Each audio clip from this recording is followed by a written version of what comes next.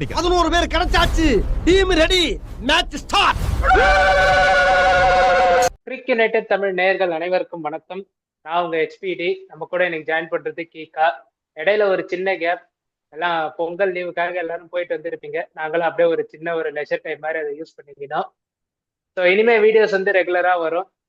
So இன்னைக்கு நம்ம பேச போற டாபிக் WPL பாதி கட்டம் நிறைவடைஞ்சிருக்குது. ஆஃப் த டோர்னமெண்ட் ஓவர் ஆயிருக்குது. லேட்டர் பார்ட் ஆஃப் த டோர்னமெண்ட்டுக்குள்ள நாளையில இருந்து நம்ம போக போறோம். அதோட மிட் சீசன் ரிவ்யூ அதை பத்தி தான் இன்னைக்கு நம்ம பேச போறோம். கீகா ப்ரோ வணக்கம் ப்ரோ. மிட் சீசன் ரிவ்யூ வணக்கம் ப்ரோ. இந்த WPL ரொம்ப காம்படிட்டிவா போயின்னு இருக்குது. யாரு RCB க்ரூசிங் 4 out of 4. அதுக்கு பின்னாடி இருக்கிற 4 டீம்ஸ்ல மீதி 2 டீம்ஸ் யார் யாருன்னு நமக்கே ஜட்ஜ் பண்ண முடியாம இருக்குது. ஒரு டீம் வந்து ஒரு நாள்ல வந்து ஃபுல் ஃபார்ம்ல இருக்காங்க. அதே டீம் மறுநாள் வந்து சுத்தமா பிலோ பார் பெர்ஃபார்மன்ஸ் கொடுத்துன்னு இருக்கிறாங்க. யாரு எப்படி இருக்கிறாங்க அப்படின்றத நம்ம பேச போறோம். Starting from league table topper RCB 4 out of 4 wins, cruising away every team. Face பண்ண 4 டீம்ஸையும் அடிச்சு துவம்சம் பண்ணி இருக்கிறாங்க. டாப் ஆஃப் த டேபிள்ல இருக்கிறாங்க. RCB கிட்ட ஒரு சின்ன பிரச்சனை சொல்லியிருந்தோம், பேட்டிங் டெப்த் இல்லைன்னா அதை எப்படி ஃபேஸ் பண்ண போறாங்கன்னு. நம்ம பேசுறதெல்லாம் WPL டீமுக்கு யாரோ அனுப்பி விடுறாங்களா என்னன்னு தெரியல. அதே மாதிரி சிச்சுவேஷன்ஸ் வருது. அந்த சிச்சுவேஷனையும் வந்து அவங்க சரி பண்ணி ஆடி இருக்கிறாங்க. அதாவது குறிப்பா சொன்னா அந்த குஜராத் ஜெயின்ஸ் மேட்ச்ல டக்குன்னு RCB 43-4 போயிட்டாங்க. நம்ம சொன்ன மாதிரி இப்ப என்ன RCB பண்ண போகுதுன்னு எல்லாருமே முழிச்சுன்னு இருந்தாங்க. அன்னைக்கு திடீர்னு ராதா யாதவ் வந்து பர்ஃபார்ம் பண்ணாங்க. சரியான ஒரு பர்ஃபார்மன்ஸ். அந்த ஒரு ஸ்டேட்மெண்ட்டுக்கு அப்புறம் இப்ப என்னை பொறுத்த வரைக்கும் RCB லுக்கிங் லைக் அ டைட்டில் கண்டென்டர்ஸ். ஒரு ஸ்டெப்பை எடுத்து முன்னாடி ஃபைனல்ஸ்குள்ள வச்சுட்டாங்களோ அப்படின்றது என்னோட ஒரு தாட்டா இருக்குது. நீங்க RCBயோட பர்ஃபார்மன்ஸை எப்படி பாக்குறீங்க? RCB உமன்ஸ் இந்த WPL சோ டேஞ்சரஸ். நீங்க மத்த டீமை கம்பேர் பண்ணும்போது நீங்க முன்னாடி அழகா சொல்லியிருந்தீங்க. இப்ப மத்த டீம்ல செகண்ட் அண்ட் தேர்ட் ஸ்பாட் வந்து யாரு பிடிக்க போறாங்க அப்படிங்கிறது எல்லாத்துக்கும் ஒரு டவுட் தான். But top of the table யாரு பிடிச்சி டைரக்ட் ஃபைனல்ஸ் யாரு டிக்கெட் வாங்கிட்டு போறாங்க அப்படின்னா அது RCBங்கிற பேரை இப்பவே எழுதிருங்க அப்படிங்கிற மாதிரி தான் இருக்கு அவங்களுடைய பெர்ஃபார்மன்ஸ். 4 out of 4 wins. அதே மாதிரி இந்த டீமை வந்து யாரு கூட கம்பேர் பண்ணுவேன் அப்படின்னா 2016 வெஸ்ட் இண்டீஸ் டீமோட கம்பேர் பண்ணுவேன். அந்த டீம்ல ஃபுல் ஆஃப் ஆல்ரவுண்டர்ஸ் இருப்பாங்க. 2012, 2014 and 2016 வெஸ்ட் இண்டீஸ் டீம்ல நீங்க நம்பர் 10 வரைக்கும் ஆல்ரவுண்டர்ஸ் இருப்பாங்க. அதே மாதிரிதான் இங்க இருக்க RCB உமன்ஸ் டீம்லயும் ஏகப்பட்ட ஆல்ரவுண்டர்ஸ். பேட்டிங் ஆர்டர் டில் 9 வரைக்கும் இருக்கு. 7-8 பவுலிங் ஆப்ஷன்ஸ் இருக்கு. நீங்க இன்க்ளூடிங் கிரேஸ் ஹாரிஸ் பவுலிங் பண்ணலாம். Except Smriti Mandhana and keeper Richa Ghosh, உங்களுக்கு பவுலிங் ஆப்ஷனும் ஃபுல்லா 9 பவுலிங் ஆப்ஷன்ஸ் இருக்கு. So packed power packed with allrounders. அதே மாதிரி மேட்சுக்கு ஒருத்தர் வின் பண்ணி கொடுக்குறாங்க. 4 மேட்சஸ்லயுமே 4 match winners, 4 player of the match award winners. Starting with Nadine de Klerk first மேட்ச்ல பிளேயர் ஆஃப் தி மேட்ச் ஆனாங்க. அடுத்தது 2வது மேட்ச்ல கிரேஸ் ஹாரிஸ், 3வது மேட்ச்ல நீங்க சொன்ன மாதிரி ராதா யாதவ், அண்ட் 4வது மேட்ச்ல ஸ்மிருதி மந்தனா. அவங்க பேட்ல இருந்து மட்டும் தான் ரன்ஸ் வராம இருந்துச்சு. இப்போ அவங்க பேட்ல இருந்தும் ரன்ஸ் வர ஆரம்பிச்சிருச்சு. ஸோ அது மட்டும் இல்லாம Lauren Bell match and match போட்டுக்கிட்டே இருக்காங்க. அவங்க பவுலிங் லைனப் வந்து நல்லா லீட் பண்றாங்க. ஸோ அவங்கள டேக் ஆன் பண்ணவே முடியல. அதே மாதிரி ஜார்ஜியா வால்ட் ஃபர்ஸ்ட் மேட்சே வந்த உடனே அந்த ஒரு இடத்துல பிரச்சனை இருந்துச்சு. டயல் நேம்ல ஆடிட்டு இருந்தாங்க. ஸோ அந்த இடத்துல ஒரு ஓவர்சீஸ் ஸ்பாட் எடுத்துட்டு வந்து ஃபில் பண்ணி அந்த கேப்பையும் அவங்க ஃபில் பண்ணிட்டாங்க. அண்ட் ராதா யாதவ் நீங்க பொறுத்த வரைக்கும் பாத்துட்டீங்கன்னா ஒரு பவுலிங் ஆல்ரவுண்டர் கைண்ட் ஆஃப் இதுலதான் இருந்தாங்க. செட்டப்ல டெல்லி கேபிட்டல் செட்டப்ல இருக்கும்போதே அவங்க அடிச்சு பார்த்திருக்காங்க. ஃபர்ஸ்ட் சீசனுடைய ஃபைனல் மேட்ச்ல டெல்லி வாஸ் ஸ்ட்ரகிளிங். அந்த டைம்ல அவங்க வந்து ஒரு நல்ல காம்படிட்டிவான ஸ்கோருக்கு எடுத்துட்டு போனதுக்கு முக்கியமான ரீசன் அவங்க தான். பட் ஸ்டில் டெல்லி வந்து நம்பர் 8, நம்பர் 9, நம்பர் 10 தான் யூஸ் பண்ணிட்டு இருந்தாங்க. இந்த இடத்துல RCB பேட்டிங் ஆர்டர்ல வந்து சில விஷயங்கள் நம்ம இப்போ அந்த மிடில் ஆர்டர் ஃபில் ஆகாம இருந்துச்சு அப்படிங்கிற மாதிரி நம்ம பேசிட்டு இருக்கும் போது ராதா யாதவ் கீழே இருந்து தூக்கிட்டு வந்து நம்பர் 5 முதல் மேட்ச் ஆட வச்சாங்க மும்பை இந்தியன்ஸ் எகெயின்ஸ்டா. ஸோ இதுதான் இவங்களுடைய பொசிஷனா அப்படின்னு கேட்கும்போது பேக் டு பேக் அந்த ட்ரஸ்ட் வச்சு அந்த இடத்துல இறக்கிட்டே இருந்தாங்க. அதுக்கு ஒரு ஸ்ட்ரகிள் RCB 43-4 வரும்போது ஒரு மேட்ச் நின்னாங்க. அந்த மேட்ச்ல ஒரு 60 odd ரன்ஸ் அடிச்சாங்க. அவங்க தான் ஸ்கோர் எடுத்துட்டு போனாங்க ஒரு காம்படிட்டிவ் டோட்டலுக்கு. ஸோ ராதா யாதவ் டெல்லி கேபிட்டல்ஸும் சரி இந்தியன் டீமும் சரி சரியான இடத்துல பயன்படுத்தலையோ அப்படிங்கிற மாதிரி நான் பாக்குறேன். And thanks for RCB. இனி இந்தியன் டீம் அது ஒரு நம்பர் 4 பொசிஷன்ல ஒரு நம்பர் 5 பொசிஷன்ல ஒரு அக்ஷர் பட்டேல் மாதிரி, இந்த இந்தியன் மென்ஸ் டீம்ல ஒரு அக்ஷர் பட்டேல் மாதிரியோ, வாஷிங்டன் சுந்தர், ரவீந்திர ஜடேஜா இவங்க எல்லாருமே இந்த நம்பர் 4 நம்பர் 5 ஸ்பாட்ல ஆடக்கூடிய ஒரு ஆல்ரவுண்டர்ஸ் தான். ஸோ அந்த மாதிரியான ஒரு கேப்பை வந்து உமன்ஸ் டீம்ல யாராவது அதை ஃபில் பண்ணுவாங்களோ இன் ஃபியூச்சர் அப்படிங்கிற மாதிரி நான் பாக்குறேன் ஆஃப்டர் திஸ் நாக். ஏன்னா இந்த மாதிரியான ஒரு நாக் இந்த மாதிரியான பொசிஷன் வச்சா ராதா யாதவுக்கு இந்த ஒரு கேப்பபிலிட்டி இருக்கு அப்படிங்கறதே இப்போ இந்த ஆர்சிபி மேட்சுக்கு அப்புறம் தான் எல்லாத்துக்குமே தெரிய வந்துட்டு. ஸோ அப்படிங்கும் போது ஸோ இந்தியன் டீமும் ஃபியூச்சர்ல இவங்களை இந்த பொசிஷனுக்கு யூஸ் பண்ணுவாங்களோ அப்படிங்கிற மாதிரியான ஒரு விஷயத்த நான் பாக்குறேன். So thanks for RCB. ஒரு brilliant analysis brilliant strategy use பண்றாங்க. அவருடைய அனலிஸ்ட் பேர் ஏதோ நடுவில் சொன்னாங்க, எனக்கு சரியா ரிமெம்பர் இல்ல. பட் ஆனா ஆர்சிபி அனலிஸ்ட் வந்து எப்படி சொல்றது, உமன்ஸ் டீமோட இந்த அனலிஸ்ட வந்து நான் பாராட்டியே ஆகணும். எந்த பிளேயரை எங்க ஆட வைக்கணும், நீங்க சொன்ன மாதிரிதான் நம்ம பேசுறதெல்லாம் அவங்க கேட்டு டீமுக்கு யாரும் அனுப்புறாங்களோ அப்படிங்கிற மாதிரிதான் நம்ம ஒவ்வொரு விஷயம் ஒரு மேட்ச் முடிஞ்சு பேசும் போதும் இந்த இடத்துல ஆர்சிபிக்கு பிரச்சனை இருக்குங்கும் போது அடுத்த மேட்ச் அதே மாதிரியான ஒரு சுச்சுவேஷன் ஆர்சிபி தள்ளப்படுறாங்க, அந்த மேட்சையும் வின் பண்றாங்க. அதுக்கு பதில் சொல்ற மாதிரியே இருக்கு. ராதா யாதவ் நம்பர் 5 அவங்க பேட்டிங் பண்ணி ரன் ஸ்கோர் பண்ணது அதுக்கு ஒரு ஆன்சரை நான் பாக்குறேன். சோ இப்போ பாத்தீங்கன்னா ஆர்சிபி டூ டேஞ்சரஸா இருக்காங்க. இப்போ வந்து யார் ஆர்சிபி ஸ்டாப் பண்ணுவாங்க அப்படிங்கறத ஒரு கேள்வி. ஒருவேளை ஆர்சிபி அன்ஸ்டாப்பபிளா இப்படியே கண்டினியூ ஆகி போயிட்டே இருந்தாங்க அப்படின்னா நம்ம ஃபைனல்ல டிராஃபியை தூக்கி ஆர்சிபி கிட்ட கொடுத்துடலாம். ஆர்சிபியோட ஃபைனல் ஆட போறது யாரு அப்படிங்கிறது தான் இப்போ ஹாஃப் மார்க் மிட்வே சீசன்ல வந்து நமக்கு அப்படிங்கிற ஒரு கேள்விதான் இருக்கு. ஃபைனல் ஆர்சிபியோட ஆட போறது இந்த 4 டீம்ல யாரு அப்படிங்கிறது தான் கேள்வியே. ரெண்டு ஆர்சிபியோட சக்சஸுக்கு மிக முக்கியமான 2 ஃபேக்டர் நான் சொல்றேன். How they use the power play. நீங்க பவர் பிளேவை எப்படி நீங்க ஸ்டார்ட் பண்ணீங்களோ அதுதான் உங்க மேட்சை வந்து ரிஃப்ளெக்ட் பண்ணும். Both the bat and the ball, RCB has a brilliant record in power play. உங்களுக்கு நான் கரெக்டா சொல்லணும்னா ஆர்சிபியோட batting power play run rate வந்து 9.04. அவங்க இந்த WPL டேபிள்ல வந்து 2வது இடத்துல இருக்கிறாங்க பிகைன் குஜராத் ஜெயின்ஸ். ஸோ அதே சமயம் பவுலிங் பக்கம் வந்தா அவங்களோட என்டையர் எக்கனாமி, நான் பவர் பிளேக்கு நான் எடுக்கல, நான் என்டையர் எக்கனாமின்னு எடுத்துனேன் பவுலிங்க்கு, அது வந்து 7.81. இந்த லீக்ல மொத்தத்துக்கே அவங்க பர் மேட்சுக்கு 7.8 எக்கனாமில தான் போட்டுன்னு இருக்காங்க. நீங்க நார்மலா உமன்ஸ் கிரிக்கெட் ஃபாலோ பண்ணும்போது இந்த எக்கனாமி உங்களுக்கு பெட்டர் எக்கனாமியா தெரியும். இந்த WPL ஒரு மாறுபட்ட சீசன். மேட்சுக்கு மேட்ச் அரௌண்ட் 75% ஒரு டீமும் ஈஸிலி கிராசிங் 160 to 170, அதுக்கு மேலேயே போகுது. 200லாம் அழகா அடிக்கிறாங்க இந்த சீசன்ல. அப்படின்னு இருக்கும்போது 7.81 very very very very below par. அதை வந்து ஆர்சிபி மெயின்டைன் பண்றாங்கன்னா we have to give credits for their bowling unit. நம்ம அவங்க யாரு ரேணுகா சிங்கை மிஸ் பண்ண உடனே ஆர்சிபி ஏதோ ட்ரபிளா இருக்குமோன்னு நம்ம திங்க் பண்ணியிருந்தோம். பட் லாரன் பெல் அவங்களுக்கு ஒரு ஃபீமேல் வெர்ஷன் ஆஃப் வேசல்வுட் மாதிரி நின்று பவர் பிளேல இறுக்கி பிடிக்கிறாங்க. மேட்சுக்கு மேட்ச் அவங்க கிட்ட சாலிடான பவுலிங், சாலிடா ஒரு 10 டாட் பாலாவது அவங்க கிட்ட இருந்து எக்ஸ்ட்ராக்ட் பண்ணிடுறாங்க அந்த பவர் பிளேல. 10ன்றதை விட மினிமம் ஒரு 6-7 பால், 6 to 10 வச்சுப்போம், சரியான ஃபிகர்ஸ் தெரியல. பட் அந்த மாதிரி அவங்க இழுத்து பிடிக்கிறாங்க. லாரன் பெல் ஒரு நல்ல ஸ்டார்ட் கொடுக்குறாங்க. அதை வந்து ஸ்ரேயா பாட்டிலும் கேபிட்டலைஸ் பண்ணிக்கிறாங்க. இவங்க எல்லாருமே பின்னாடி வர்றவங்க எல்லாருமே கேபிட்டலைஸ் பண்ணிக்கிறாங்க. So that makes ease of pressure for Smriti Mandhana. RCB ஒரு டீமா கலெக்டிவா எப்படி பர்ஃபார்ம் பண்ணணும்னு காட்டுறாங்க. If every thing goes well, ஐசாலா கப் நம்து for the second time it is happening. So ஆர்சிபில இருந்து நம்ம அடுத்தது நம்ம போறதுன்னா, இன்னொருத்தவர் நான் அடிச்சா 200 தான் அடிப்பேன், கொடுத்தா அதுல இருந்து 10 ரன் கம்மியா தான் கொடுப்பேன் அப்படின்னே டெம்ப்ளேட்டோட சுத்தின்னு இருக்கிற ஆஷ் கார்னர் தலைமையிலான குஜராத் ஜெயின்ஸ். 2 மேட்சே சொல்லியிருந்தோம், அடிக்கிறதுக்கும் கொடுக்கறதும் சரிசமமா இருந்துச்சுன்னா கண்டிப்பா அடி வாங்குவோன்னு. அது அடுத்த 2 மேட்ச்ல அப்படியே அப்பட்டமா ரிஃப்ளெக்ட் ஆச்சு. 43-4 இருந்து அங்கிருந்து நீங்க இறுக்கி பிடிச்சி ஒரு டீமை அட்லீஸ்ட் 130க்குள்ளேயாவது நீங்க ரெஸ்ட்ரிக்ட் பண்ணி இருக்கணும். High chances.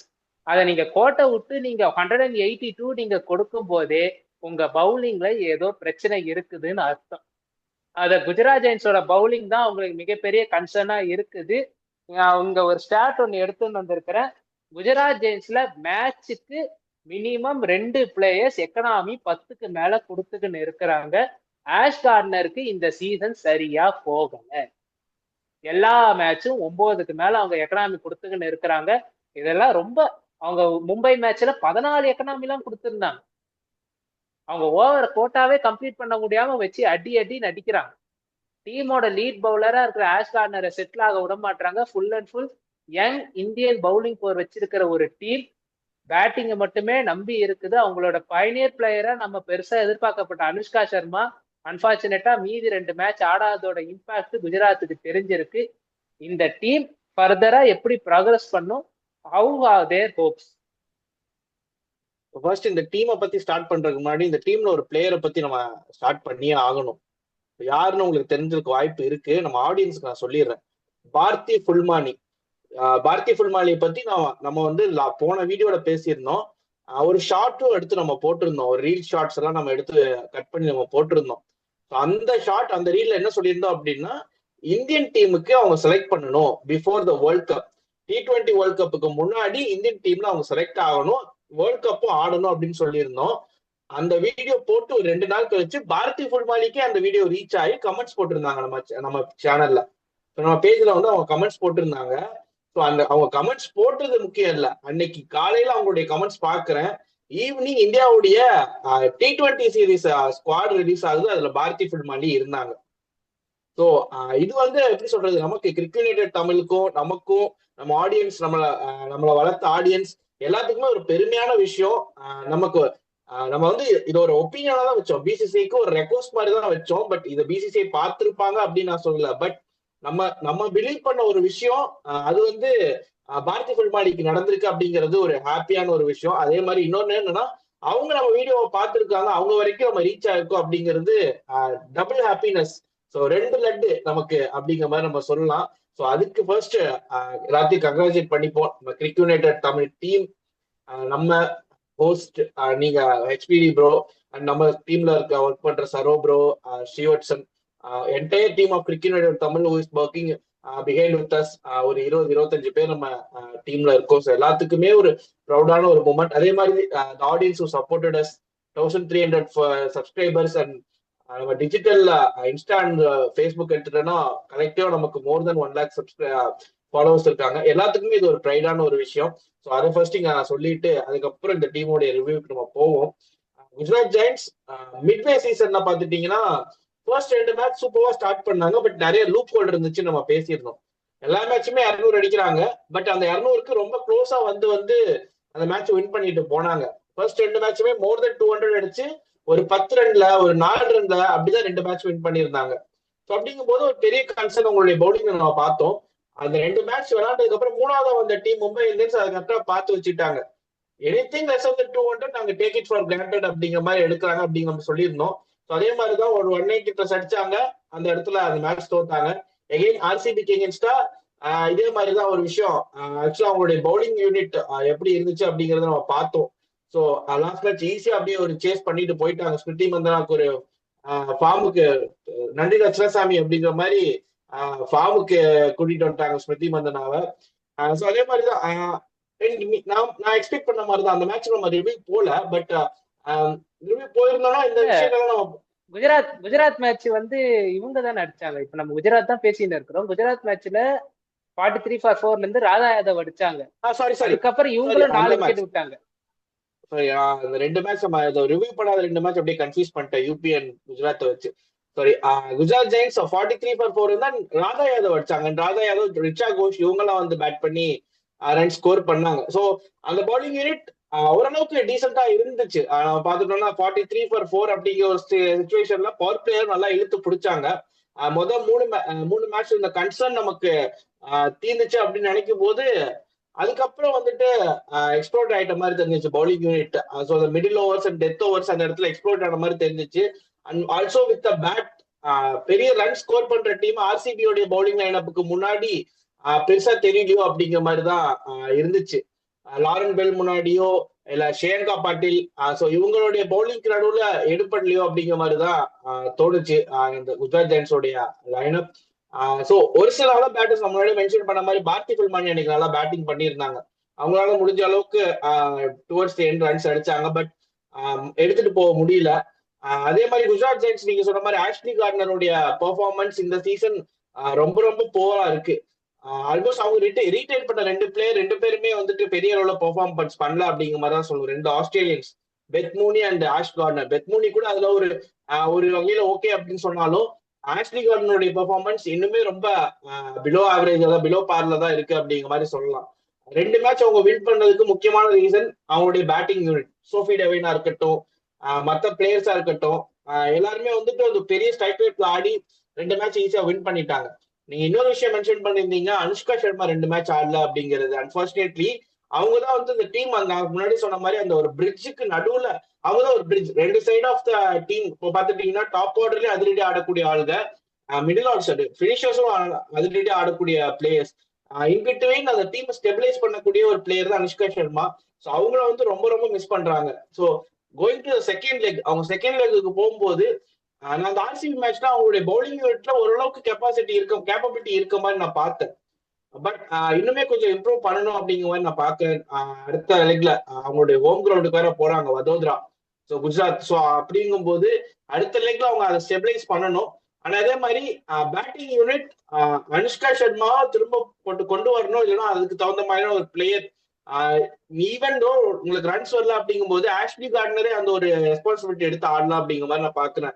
பெருசா ஹிட் பண்ணாம, ஏன்னா எல்லா பிளேயர்ஸுமே ஹிட்டர்ஸ், டாப் டு பாட்டம் உங்களுக்கு ஹிட்டர்ஸ் இருக்கும்போது நீங்க அந்த இடத்துல வந்துட்டு நீங்க ஒரு ரெஸ்பான்சிபிலிட்டி எடுத்து நான் வந்து ஒரு ஆங்கர் நாக் ஆடுறேன் அப்படிங்கிற மாதிரி போயிட்டாங்க அப்படின்னா இந்த டீம் இன்னுமே வந்து நல்லா இருக்க மாதிரி தான் நான் சொல்லுவேன். அண்ட் ஆல்சோ 2 wins 2 loss அப்படிங்கிறது இந்த சுச்சுவேஷன்ல எப்ப வேணாலும் கம்பேக் தரலாம் அப்படிங்கிற மாதிரி நான் பாக்குறேன். அந்த 2 win அவங்க லூஸா இருக்க வேண்டிய மேட்சை வந்து அவங்களுக்கு லக்கிலி 2 மேட்ச் வின் பண்ணியிருக்காங்க வித் பேட்டிங் லைனப் அப்படிங்கும் போது ஸ்டில் அவங்களுக்கு இன்னும் ஹோப்ஸ் இருக்கு, எப்ப வேணாலும் கம்பேக் கொடுக்கலாம் அப்படிங்கிற ஸ்டேஜ்ல தான் இருக்காங்க.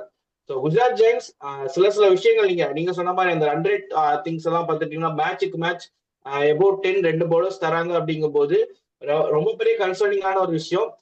பார்ப்போம், வதோதரால திங்ஸ் சேஞ்ச் அப் ஆகிறதுக்கான வாய்ப்புகள் இருக்கு. ஏன்னா நவி மும்பை விட கண்டிஷன்ஸ் வந்து அங்க சேஞ்ச் ஆகும் அப்படிங்கும் போது போன சீசன் இப்படிதான் நடந்துச்சு. டாப்ல ஆர்சிபி வந்து பெங்களூர் லெக்ல சூப்பரா பெர்ஃபார்ம் பண்ணிட்டு அடுத்து அவங்க மும்பை லெக் போகும்போது, டெல்லிக்கு போகும்போது அவங்களுடைய பெர்ஃபார்மன்ஸ் சரிஞ்சிச்சு. டெல்லியா மும்பையான்னு தெரியல, பட் அடுத்த செகண்ட் லெக்ல வந்து அவங்களுடைய பெர்ஃபார்மன்ஸ் சரிஞ்சிச்சு. அதே மாதிரி சில டீம்ஸ் வந்து குஜராத் ஜெயின்ஸ் போன சீசனும் இதே மாதிரி தான். ஃபர்ஸ்ட் லெக்ல அவங்க நல்லா பெர்ஃபார்ம் பண்ணல, பட் செகண்ட் லெக்ல கம்பேக் கொடுத்து அவங்க குவாலிஃபை ஆனாங்க for the first time to play off. So அதே மாதிரியான விஷயங்கள் இந்த டைம் நடக்கிறதுக்கான வாய்ப்பு இருக்க மாதிரி நான் பாக்குறேன். குஜராத்ல 2 விஷயங்கள் நம்ம இங்க பேசி ஆகணும் based on stats. Dot ball percentage Gujarat வந்து இந்த லீகை பொறுத்த வரைக்கும் they having better dot ball percentage. So மொத்தத்துக்கு அவங்க 32% தான் அவங்க கிட்ட டாட் பால்ஸ் அவங்க வந்து கொடுக்குறாங்க. மீதி எல்லாமே எப்படியாவது ரன்ஸை வந்து அவங்க வந்து எப்படியாவது எடுத்துடுறாங்க. இது வந்து ஒரு நல்ல ஸ்டாட்னு நம்ம பார்த்தாலும், ஆன் த அதர் ஹேண்ட் குஜராத்தோட overall bowling economy very very concern. 9.81 ஒரு மேட்சுக்கு 196 ரன்கள் கொடுத்துக்கின்னு இருக்கிறாங்க அவங்களோட பவுலிங். இது மிகப்பெரிய கன்சர்ன். எப்படியாவது அவங்க வந்து இதை கொஞ்சம் சரி பண்ணி ஆகணும். ஸோ மூவிங் ஆன், வதோதராக்கு போறாங்க. அங்க அவங்களோட பர்ஃபார்மன்ஸ் வந்து நல்லா கேபிட்டலைஸ் பண்ணாதான் திருப்பி அவங்க வந்து டாப் 3ல முடிக்க முடியும். ஸோ டாப் 1ன்றது கொஞ்சம் கஷ்டமான டாஸ்க் தான், என்ன பண்றாங்கன்னு பார்ப்போம். அவங்களுக்கு இன்னும் ஒரு சாலிடான Indian batter who has to anchor, either it is Anushka Sharma, இல்லைன்னா வர்ற ஒரு இந்தியன் பிளேயர்ஸ் அதை அடாப்டபிலிட்டி எடுத்து கொஞ்சம் ஆடுற மாதிரி செட் பண்ணிக்கணும். கலிகாவுஜாவை கொண்டு வந்தாங்க, அடி பொழகிறாங்க. அந்த அடி பொழக்கிறது தான் மீதி 5 பேரும் பண்றாங்க. நீங்க ஒரு 150 140 ஸ்ட்ரைக் ரேட்ல நீங்க ஆடி கொடுத்து செட்டில் ஆக வச்சுக்கினே இருந்தீங்கன்னா அது வந்து டீமுக்கு பூஸ்டா இருக்கும். பெத்மோனி பேட்டிங்லயும் ஸ்டார்ட் கிடைக்குது, கேபிட்டலைஸ் பண்ண மாட்டாங்க. ஒரு சில ஃபீல்டிங் எரர்ஸ் அன்னைக்கு மும்பை மேட்ச்ல அப்பட்டமா ஒரு ஃபீல்டிங் எரர் பண்ணாங்க. அந்த ஒரு இஷ்யூஸும் இருக்குது. பெத்மோனி கிட்ட இருந்து கொஞ்சம் ஸ்டெப் அப் பண்ணணும். ஆஷ் கார்னர் பவுலிங் தான் எனக்கு வந்து கொஞ்சம் வீக்கா இருக்கிற மாதிரி இருக்குது. பேட்டிங் எனக்கு ஓகே, கொஞ்சம் ப்ரெஷர்ல சோக்கி ஆகுறாங்களோன்னு எனக்கு தோணுது. ஆஷ் கார்னர் கொஞ்சம் நல்லா பர்ஃபார்ம் பண்ணணும். So moving on, current defending champions Mumbai Indians ஆர்சிபியோட ஒரு ஹார்ட் பிரேக்கிங் லாஸுக்கு அப்புறம் பேக் டு பேக் வின்ஸ். அதுக்கப்புறம் மெக்லானிங் வந்து ஃபேஸ் பண்ணாங்க. 2 மேட்சுமே மெக்லானிங் ஒன்னும் இல்லாத யூபி வாரியர்ஸ் நம்ம சொல்லின்னு இருந்த டீமை பிரைம் ஆஸ்திரேலியன் டீம் மாதிரி இவங்க கிட்ட காட்டினாங்க, வச்சு ஒரு இடிச்சாங்க. They were clueless against UP warriors. Currently 2 wins 3 losses, ஒரு மாதிரி ஸ்ட்ரகிளிங் ஃபேஸ்ல இருக்கிறாங்க. மும்பையில வந்து என்னோட மிகப்பெரிய பிரச்சனை நான் என்னன்னு பாக்குறேன்னா, உனக்கு வந்து ஃபினிஷிங் நல்லா இருக்கு, ஆனா ஓப்பனிங் சரியில்லையாப்பா. So Mumbai has change 4 openers in 5 games. ஓப்பனிங்க்குன்னு யாரும் நிலையா இல்லை, அதுவே பெரிய கன்சர்ன். அவங்க ரீடைன் பண்ண பிளேயர்ஸ் நாஸ் கீவர்பன், ஹர்மன்பிரீத் கவுர், ஹைலி மேத்யூஸ் 3 பேரும் ஒன்னு சேர்ந்து 4 மேட்ச் ஆடவே இல்லை. இந்த டைட்டில் வின்னிங் கோர்ல மிக முக்கியமா இருந்தவங்க இவங்க 3 பேருமே ஒன்னா ஆடாதே மிகப்பெரிய ஷாக்கிங். அப்படி 3 பேரும் ஒன்னு சேர்ந்து ஆடின மேட்ச் வந்து லாஸ்ட் மேட்ச் தான். அதுல அன்பார்ச்சுனேட்டா ஷப்னம் இஸ்மாயிலா இதோட காஸ்ட் என்ன ஆச்சுன்னா, ஷப்னம் இஸ்மாயில வெளியே வைக்க வேண்டியதா ஆயிடுச்சு. நேற்று ஷப்னம் இஸ்மாயில் இல்லாம போனாங்க. இதுல மிக மோசமான விஷயம், 3 பேர்கிட்ட இருந்து நேற்று பர்ஃபார்மன்ஸ் வரல. கலெக்டிவா 3 பேரை யாராவது ஒருத்தவங்க அடிச்சு கொடுத்துன்னு இருந்தாங்க. நேற்று 3 பேருமே அடிக்கல, மும்பை மாட்டிக்கினாங்க. இதெல்லாமே நெகட்டிவ்ஸ்ன்னு ஒரு பக்கம் இருந்தாலும் பாசிட்டிவ்ஸ் இன்னொரு சைடும் இருக்குது. இந்தியன் கோர் எஸ்பெஷலி பேட்டிங்ல எங்க அனுப்பினாலும் பர்ஃபார்ம் பண்ணிடுறாங்க. கமலினி தவிர மீதி எல்லாருமே எங்கெங்க நீங்க பொசிஷன் ஸ்வாப் பண்ணாலும் அங்கங்கெல்லாம் உங்களுக்கு பர்ஃபெக்டா ரன்ஸ் அடிச்சு கொடுத்துடுறாங்க. நான் கமலினி கிரிட்டிசைஸ் பண்ணணும்னு இல்லை. கமலினி லோவர் ஆர்டர்ல நேற்று வந்தாங்க, ஒரு 6 பால் கிடைச்சது, ஒரு 9 ரன்னோ என்னவோ அடிச்சாங்க. அவங்களுக்குன்னு எங்க ஒரு சரியான பொசிஷன் கிடைச்சா கமலினியாலையும் அடிக்க முடியும். பட் அட் த வாட் காஸ்ட்னா யார் எங்க ஆட போறாங்க இன்னமும் ஒரு சீசாலே இருந்துன்னு இருக்கிறாங்க. அந்த சீசாவை இவங்க வந்து பிக்ஸ் பண்ணலைன்னா Mumbai will be in trouble.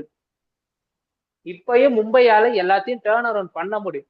அதுக்கு ரொம்ப முக்கியமான விஷயம், மும்பைக்கு ஒரு சாலிடா இவங்க இங்கதான் ஆடணும் அப்படின்றத அவங்க ஒரு பிக்ஸ் பண்ணி ஆகணும்.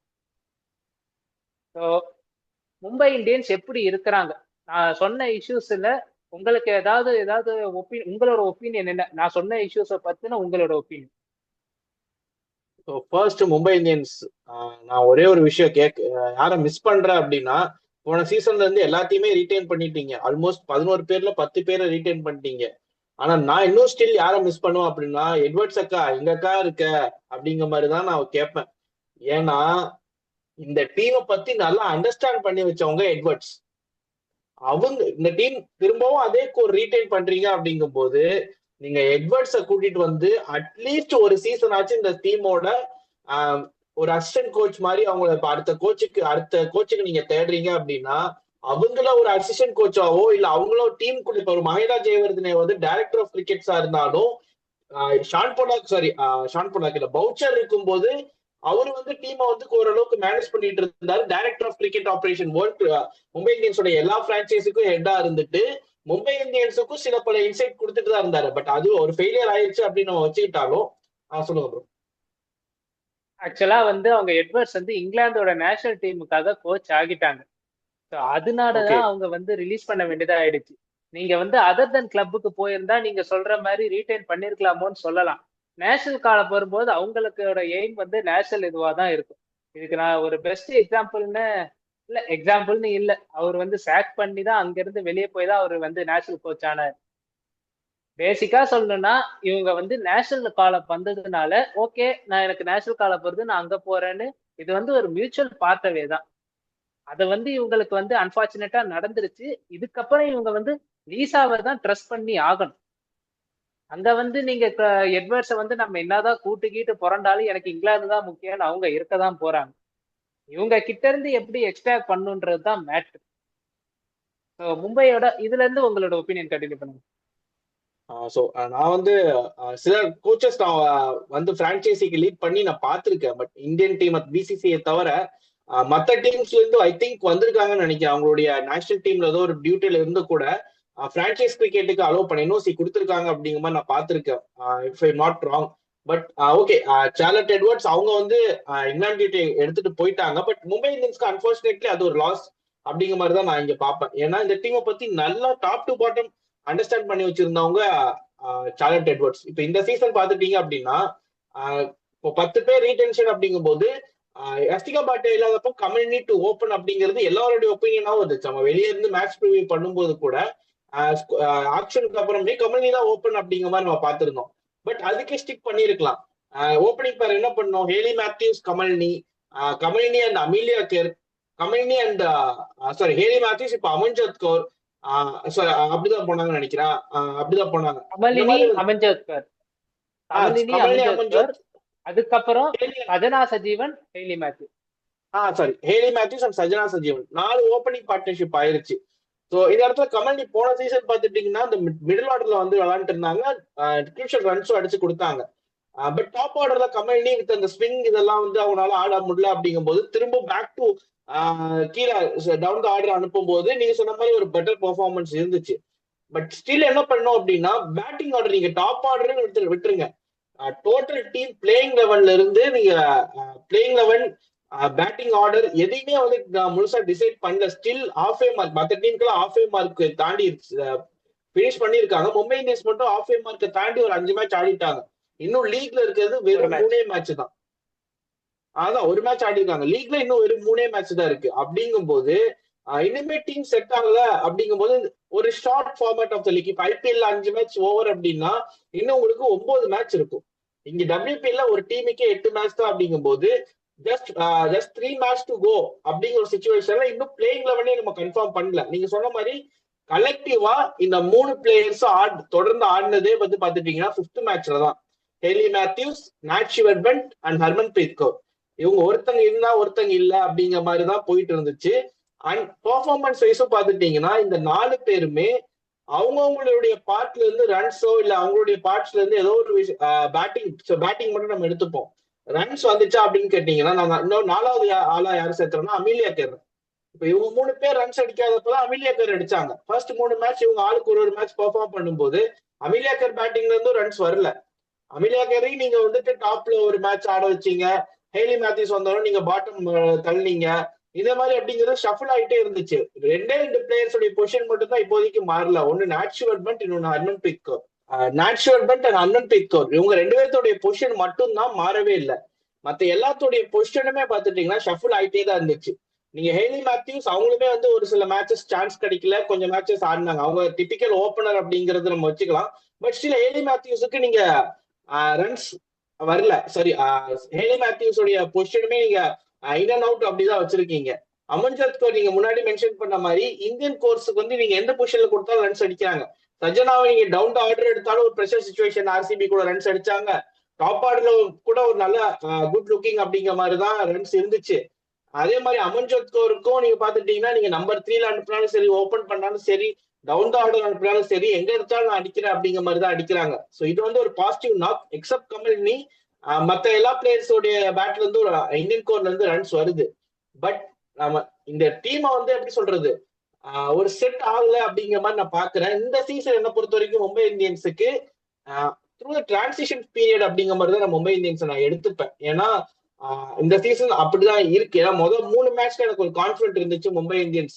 முதல் மேட்ச் அன்பார்ச்சுனேட்லி லோஸ் அப்படிங்கிற மாதிரி நம்ம எடுத்துட்டாலும் அடுத்த 2 மேட்ச் நல்லா வின். யூபி வாரியர்ஸ் கூட விளையாண்ட டீம்ஸ் 2 மேட்ச் விளையாட டீம் எடுத்து பார்க்கும்போது பிளேயிங் லெவனே இங்க செட் ஆகல அப்படிங்கிற மாதிரி தான் இருக்கு. அதே மாதிரி பேட்டிங் ஆர்டர் செட் ஆகல அப்படிங்கிற மாதிரி தான் மும்பை இந்தியன்ஸ் தோணுது. ஸோ இந்த மும்பை இந்தியன்ஸ் இந்த அடுத்த 3 மேட்ச்ல ஒரு நல்ல லைன் அப், இந்தந்த பிளேயருக்கு இந்தந்த பொசிஷன் தான், இந்தந்த ஒர்க் தான் அப்படின்னு நம்ம டிசைட் பண்ணிட்டாங்க அப்படின்னா தான் மும்பை இந்தியன்ஸ் கோயிங் ஃபார்வர்டா நான் பார்ப்பேன். நான் இன்னுமே ஒரு விஷயம் சொல்லுவேன், ஒரு ஷாக்கிங் விஷயம் என்ன சொல்லுவேன் அப்படின்னா, இங்க இருந்து Mumbai Indians play off qualify ஆகாம வெளியே போறது கூட அதிக வாய்ப்பு இருக்க மாதிரி நான் பாக்குறேன். இதே மாதிரியான ஒரு கன்ஃபியூஷன் தொடர்ந்துச்சுன்னா. But Mumbai Indians is known for comebacks. முதல் 5 மேட்ச் எப்படி இருந்தாலும் திரும்ப வந்து கம்பேக் கொடுப்பா அப்படிங்கிற மாதிரியான ஒரு ஸ்டேஜ்ல மும்பை இந்தியன்ஸோட எல்லா பிரான்ச்சைஸியும் அந்த ஒரு கம்பேக் கொடுத்துருக்காங்க. WPL மோர் டாமினேட்டிங் அப்படிங்கிறதுனால அந்த மாதிரி ஒரு கம்பேக் இது வரைக்கும் வர்றதுக்கான வாய்ப்பு இல்லாம இருந்துச்சு. இந்த சீசன் கொடுத்தாங்கன்னா அப்படி ஒரு கம்பேக்காக நான் பார்ப்பேன். போன சீசன்லயும் மெக்லானிங்கோடைய டீம் எகேன்ஸ்டா 2 மேட்ச் தோத்தாங்க. இந்த டைமும் மெக்லானிங்கோட டீம் எகேன்ஸ்டா 2 டைம் தோத்துருக்காங்க. அப்படிங்கும் போது மும்பை இந்தியன்ஸ் அதுக்கப்புறம் முழிச்சுட்டாங்க. அந்த ஒரு 2 லாஸுக்கு அப்புறம், இந்த டைமும் அந்த 2 லாஸுக்கு அப்புறம் முழிச்சுப்பாங்க அப்படின்னு நான் எக்ஸ்பெக்ட் பண்றேன். ஸோ பார்ப்போம் மும்பை இந்தியன்ஸ் என்ன பண்றாங்க அப்படின்னு. ஸோ இந்த இடத்துலதான் மும்பை இந்தியன்ஸ் வதோதரா லீக்குக்கு போறதுக்கு முன்னாடி பிளேயிங் லெவனை செட் பண்ணிட்டு வந்து முதல் 2 மேட்ச் நம்ம முதல் மேட்ச்லயே நமக்கு தெரியும் இந்த மும்பை இந்தியன்ஸ் பிளே ஆஃப் போகுமா, ட்ராஃபி வின் பண்றதுக்கான பொட்டன்ஷியல் இருக்கா அப்படின்னு. ஸோ அடுத்த மேட்ச் மும்பை இந்தியன்ஸுக்கு ரொம்ப ரொம்ப இம்பார்ட்டன்ட். அந்த மேட்சோடைய பெர்ஃபார்மன்ஸ் வச்சே நம்ம இனி மும்பை இந்தியன்ஸுக்கு எப்படி இருக்க போகுது அப்படிங்கறத நம்ம சொல்லிடலாம். மும்பை இந்தியன்ஸ்ல வந்து ஊறப்பட்ட காம்பினேஷன்ஸ் மாத்தின்னு இருக்கிறாங்க, எஸ்பெஷலி பேட்டிங்ல. இன்னும் ஒரே ஒரு combination, laureth combination one last ட்ரையா என்னை பொறுத்த வரைக்கும் பண்ணலாம்னா, ஒன்னு அமன்ஜத்கர், நிக்கோலா கேரி, இவங்க 2 பேரை வச்சு ஒரு ட்ரை பண்ணலாம். இல்ல நீங்க ஹைலி மேத்யூஸை ஃபுல்லாவே அவங்க ஆட போறாங்க அப்படின்னா ஹைலி மேத்யூஸ், நிக்கோலா கேரி. ஏன்னா நான் இதை ஏன் சொல்றேன்னா, நிக்கோலா கேரி பேட்டிங் பார்த்தவங்களுக்கு தெரியும், இந்த வேசி கிளியர்ஸ் த பவுண்டரிஸ். பவுண்டரிஸ்ல ரன்ஸ் அடிக்கிற ஒரு ஆள் நிக்கோலா கேரி, அதுவும் கேப்பை பார்த்து பார்த்து அடிக்கிற ஒரு ஆள். அப்படி இருக்கும்போது உங்களுக்கு தேவை பவர் பிளேல வந்து கேப்பை பார்த்து ரன்ஸ் அடிக்கிற ஆளு, ஸ்ட்ரைக்கர் ரொட்டேட் பண்ற ஆள். அந்த ஒரு ரோலை வந்து நிக்கோலா கேரி கரெக்டா பண்ணுவாங்க. Why not give a shot for Nicola Carey? நான் இதை ஏன் சொல்றேன்னா, மும்பையோட power play stats are very very shocking. இந்த லீக்ல ரொம்ப கம்மியான பவர் பிளே ஸ்கோர் வச்சிருக்கிறது மும்பை இந்தியன்ஸ் தான். 6.5 ரன் ரேட், 39 ரன்னு தான் பவர் பிளேல அடிக்கிறாங்க. நம்ம ஆர்சிபிக்கு சொன்னதுதான், 200 ரன்னை டார்கெட்டா நோக்கி ஓடின்னு இருக்கிற இடத்துல பவர் பிளேல 39 ரன்னு நீங்க அடிக்கிறீங்கன்னா, you are already just short of 25 runs power பிளேல 200 டார்கெட் பண்ணி போகும்போது. இந்த மாதிரியான ஒரு ஸ்டார்ட் நீங்க கொடுக்குறீங்கன்னா அது ரொம்ப ஷாக்கிங்கா இருக்குது. இன்னும் ஒரு மேட்ரு சொல்றேன், மும்பையோட dot balls in power play மொத்தம் 58% of dot balls Mumbai Indians holding, 180 deliveries. Power பிளேல இவங்க ஆடின 5 மேட்ச்ல 180 பால்ல 104 பால் வந்து டாட் பால் ஆக்கியிருக்கிறாங்க, which is more and more trend. Power play is to be utilise for runs. இவங்க பவர் பிளேல இன்னும் ஒரு டைம் கூட 50 ரன்ஸ் மார்க்கை கிராஸ் பண்ணல. ஹையஸ்ட் ஸ்கோரே 48 தான். இந்த மாதிரி பவர் பிளே இஷ்யூஸ் இருக்கும்போது why not give a shot for Nicola Carey? இன்னும் ஒரு முக்கியமான விஷயம், Hayley Matthews with the ball. ஒரு leading spinner Hayley Matthews, leading wicket taker இந்த லீக்ல. அந்த ஹைலி மேத்யூஸ் இந்த சீசன் பவுலிங்ல ரொம்ப மோசமா போடுறாங்க. 2 மேட்ச் விளையாடி இருக்கிறாங்க, 6 ஓவர் பவுல் பண்ணியிருக்கிறாங்க. அதுல வந்து அவங்க கொடுத்திருக்கிறது 74 ரன்ஸ், எக்கனாமி ஆஃப் 12.1. ரொம்ப ரொம்ப ஷாக்கிங்கா இருக்குது. ஹைலி மேத்யூஸ் ஒண்ணு முழிச்சுக்கணும், இல்லைன்னா அவங்கள டிராப் பண்ணி, ஏன்னா இவங்களுக்காக ஷப்னம் இஸ்மாயில் வெளியே உட்காந்துருக்கான். மும்பையோட பெரிய பிரச்சனை அதுதான். ஓவர்சீஸ் ஸ்லாட்ல 4 ஓவர்சீஸ் ஸ்லாட் தான், அதுக்கு அடிச்சுக்கிறது 6 பேர் அடிச்சுக்கிறாங்க. மில்லி இன்னிங் வித் மட்டும் தான் இப்போதைக்கு சில்லா உட்கார்ந்து இருக்கிறாங்க. நான் எனக்கு அடுத்த சீசனுக்கு ஒரு சான்ஸ் கிடைக்கணும். 5 பேர் 6 பேர் bro. Shabnim Ismail, Hayley Matthews, Nat Sciver Brunt, Nicola Carey, ஆமா 5 பேர். அமிலியாக்கர் இல்ல, டோட்டலா 6 பேர் தான், மொத்தமே 6 ஓவர்சீஸ். 6 பேர். மில்லி இன்னிங் வித்த தவிர மீதி 5 பேர் அடிச்சுக்கிறாங்க 4 ஸ்லாட்டுக்கு. அப்படி இருக்கும்போது உங்களுக்கு கரெக்டான காம்பினேஷன் எடுத்து கொண்டு வர்றது அவசியம். நீங்க வந்து மும்பை இந்தியன்ஸ்ல இன்னொரு நோட்டபிளான பாயிண்ட் வந்து, இந்தியன் கோரையும் யங் பிளேயர்ஸையும் மட்டும் மாத்தி மாத்தி ஷஃபிள் பண்றாங்க. அதே சமயம் மெயின் பிளேயர்ஸ் நாஸ்கீவர் பிரண்ட்லயோ அவங்க ஹர்மன் பிரீத்லயோ கை வைக்க மாட்டாங்க. அவங்க வந்து மெயின் இந்த பொசிஷன்ல அவங்க ஆடணும்ன்றது அவங்களுக்கு பிக்சடுன்னு இருக்கும்போது, அட்லீஸ்ட் இன்னும் ஒரு 2-3 பேருக்கு அதை பிக்சட் பண்ணிடுங்க. அப்பதான் உங்களால இது பண்ண முடியும். மும்பை இந்தியன்ஸ் கொஞ்சம் கஷ்டப்படுவாங்க தான். இல்ல, நீங்க அமன்ஜோத் கௌருக்கு பிக்ஸ் பண்ணிடலாம், ஏன்னா அவங்க எங்க போட்டாலும் அடிக்கிறாங்க. அவங்களுக்கு ஒரு பொசிஷன் பிக்ஸ் பண்ணிட்டீங்க. இப்ப நீங்க நம்பர் 5ல அடுத்து ஆஃப்டர் ஹர்மன் பிரீத் கௌர் அந்த இடத்துல பிக்ஸ் பண்ணிட்டு அமிலியாக்கிற நம்பர் 6க்கு போடுறீங்க அப்படிங்கும் போது அவங்களுக்கு ஒரு பூஸ்டா இருக்கும். இந்த பொசிஷன் என்னுடைய ஜாப் இதுதான். ஸோ நான் வந்து ஆஃப்டர் ஹர்மன் பிரீத் கௌர் வரதால ஒரு 150 ஸ்ட்ரைக் ரேட்ல ஆடணும் அப்படிங்கிறது அவங்க பிக்ஸ் பண்ணிட்டு வந்துருவாங்க. அதுதான், யாரு எங்க ஆட போறான்னு இவங்க பிக்ஸ் பண்ணிக்கிறோம். இந்தியன் பேட்டிங் எனக்கு பக்காவா தெரியுது. இவங்களுக்கு பவர் பிளே மட்டும்தான் பிரச்சனையா இருக்குது. 7 to 15 இவங்க தான் டாமினேட் பண்றாங்க. அதுக்கப்புறம் டெத்லயும் இவங்க வந்து வே அஹெட்ல இருக்கிறாங்க. அப்படி இருக்கும்போது இவங்க நினைச்சா ஒரு நல்ல டீமை கொண்டு வந்தாங்கன்னா இவங்களை அசைக்க முடியாது ஆன் டேல. இவங்க இன்னமும் நான் சொல்றேன், திரிவேணி வசிஷ்டான்னு வந்து இருக்கிற பிளேயருக்கு இவங்க அதிகபட்சம் ஓவர்ஸே தரமாட்டாங்க, சும்மாதான் வச்சு இருக்கிறாங்க. அதே மாதிரி பூனம் கெல்மார் ஒன்னு டீம்ல சும்மா இருப்பாங்க, இல்லையா பெஞ்ச்ல இருப்பாங்க. அந்த மாதிரிதான் வச்சு இருக்கிறாங்க. அந்த அளவுக்கு அவங்க கிட்ட சன்ஸ்கிருதி குப்தாவது ஒரு குரூஷியல் டைமுக்கு 2-3 ஓவர்ஸ் போட கொடுக்குறாங்க. சன்ஸ்கிருதி குப்தாவும் கொஞ்சம் அப்பப்ப கண்ணில் காட்டுறாங்கன்னும் போது நான் பார்த்ததுல இவங்க 2 பேரும் சுத்தமா சான்ஸே கிடைக்க மாட்டேது. அந்த அளவுக்கு இவங்க கிட்ட பவுலிங் யூனிட் இருக்குது. ஆனா அந்த ரிசோர்ஸ் கிட்ட இருந்து வேலை வரமாட்டுது. ஹைலி மேத்யூஸ போட்டு பிரிக்கிறாங்க. ஹைலி மேத்யூஸ் முழிச்சிக்கணும் இல்லையா? ஹைலி மேத்யூஸுக்கு பதிலா அமலியாக்காரை வச்சு இவங்க ஓட்டி ஆகணும். லாஸ்ட் 2 மேட்ச்ல பவுலிங்கும் கொஞ்சம் வீக்கா இருந்துச்சு. போன மேட்ச் அமலியாக்காருக்கு வரும் நல்லா போச்சு. அது கொஞ்சம் எப்படியாவது அவங்க கொஞ்சம் சரி பண்ணிக்கணும். கலெக்டிவா ஆடுது மும்பை இந்தியன்ஸ், அதுல பிரச்சனை இல்லை ஆன் டேல. ஆனா யார் எங்க ஆடுறாங்கன்றதுதான் பிரச்சனை. ஒரு பவர் பிளேல நல்ல ஸ்டார்ட் கிடைச்சிட்டா மும்பையை சமாளிக்க முடியாது. அதை வந்து மேனேஜ்மெண்ட் தான் இதை சரி பண்ணணும். ஸோ 3 டீம் பார்த்துட்டோம். கடைசியா பார்த்தோம் சக்சஸ்ஃபுல் டீம் எந்த அளவு ஸ்ட்ரகிள் பண்ணின்னு இருக்கிறாங்கன்னு. இன்னொரு டீமும் ஆக்சுவலா இந்த டீம் டிராஃபி இல்லதான், அதே சமயம் இந்த டீம் இந்த WPL சர்க்கியூட்ல one of the successful team. 3 தடவை ஃபைனல் போயிருக்கிறாங்க, 4வது சீசன். ஆனா இந்த சீசன் அவங்களுக்கு ரொம்ப கஷ்டமான சீசனா போயின்னு இருக்குது. இந்த தடவை அவங்க வந்து டாப் டாப் ஆஃப் த டேபிளை விடுங்க, டாப் 3ல முடிப்பாங்களான்ற அளவுக்கு இப்ப கேள்விக்குறிகள் இருக்குது. டெல்லியை பொறுத்த வரைக்கும் ஸ்டாட்டிஸ்டிக்ஸா எடுத்து பாத்தீங்கன்னா ஒரு மிட் டேபிள் லெவல்ல இருக்கிறாங்க, both with bat both with ball. ஆனாலும் அவங்க வந்து இப்போதைக்கு டேபிள்ல வந்து யூபிஆர்எஸ் கீழே இருக்கிறாங்க. 1 மேட்ச் ஒரு ஹேண்ட்ல இருக்குது. இருந்தாலும் இப்போதைக்கு கடைசி இடத்துல இருக்காங்க. என்னதான் ஆச்சு டெல்லி கேபிட்டல்ஸ் உமனுக்கு? Does they miss Meg Lanning? அதே மாதிரி போன டிசி கோர்ல இருந்த ஒரு சில பிளேயர்ஸ் வந்து இப்போ அவங்க டீம்ல இல்லை. அந்த பிளேயர்ஸ் எல்லாம் இவங்க வந்து மிஸ் பண்றாங்களாம். அவங்களுக்கு பதிலா எடுத்துன்னு அந்த பிளேயர்ஸ் கிட்ட இருந்து பர்ஃபார்மன்ஸ் வந்த மாதிரி எனக்கு தெரியல. ஒரு சில பிளேயர்ஸ் மட்டும்தான் பர்ஃபார்ம் பண்றாங்க, எஸ்பெஷலி பவுலிங் எனக்கு என்னவோ டெல்லி வந்து நாட் அப் டு த மார்க்னு தோணுது.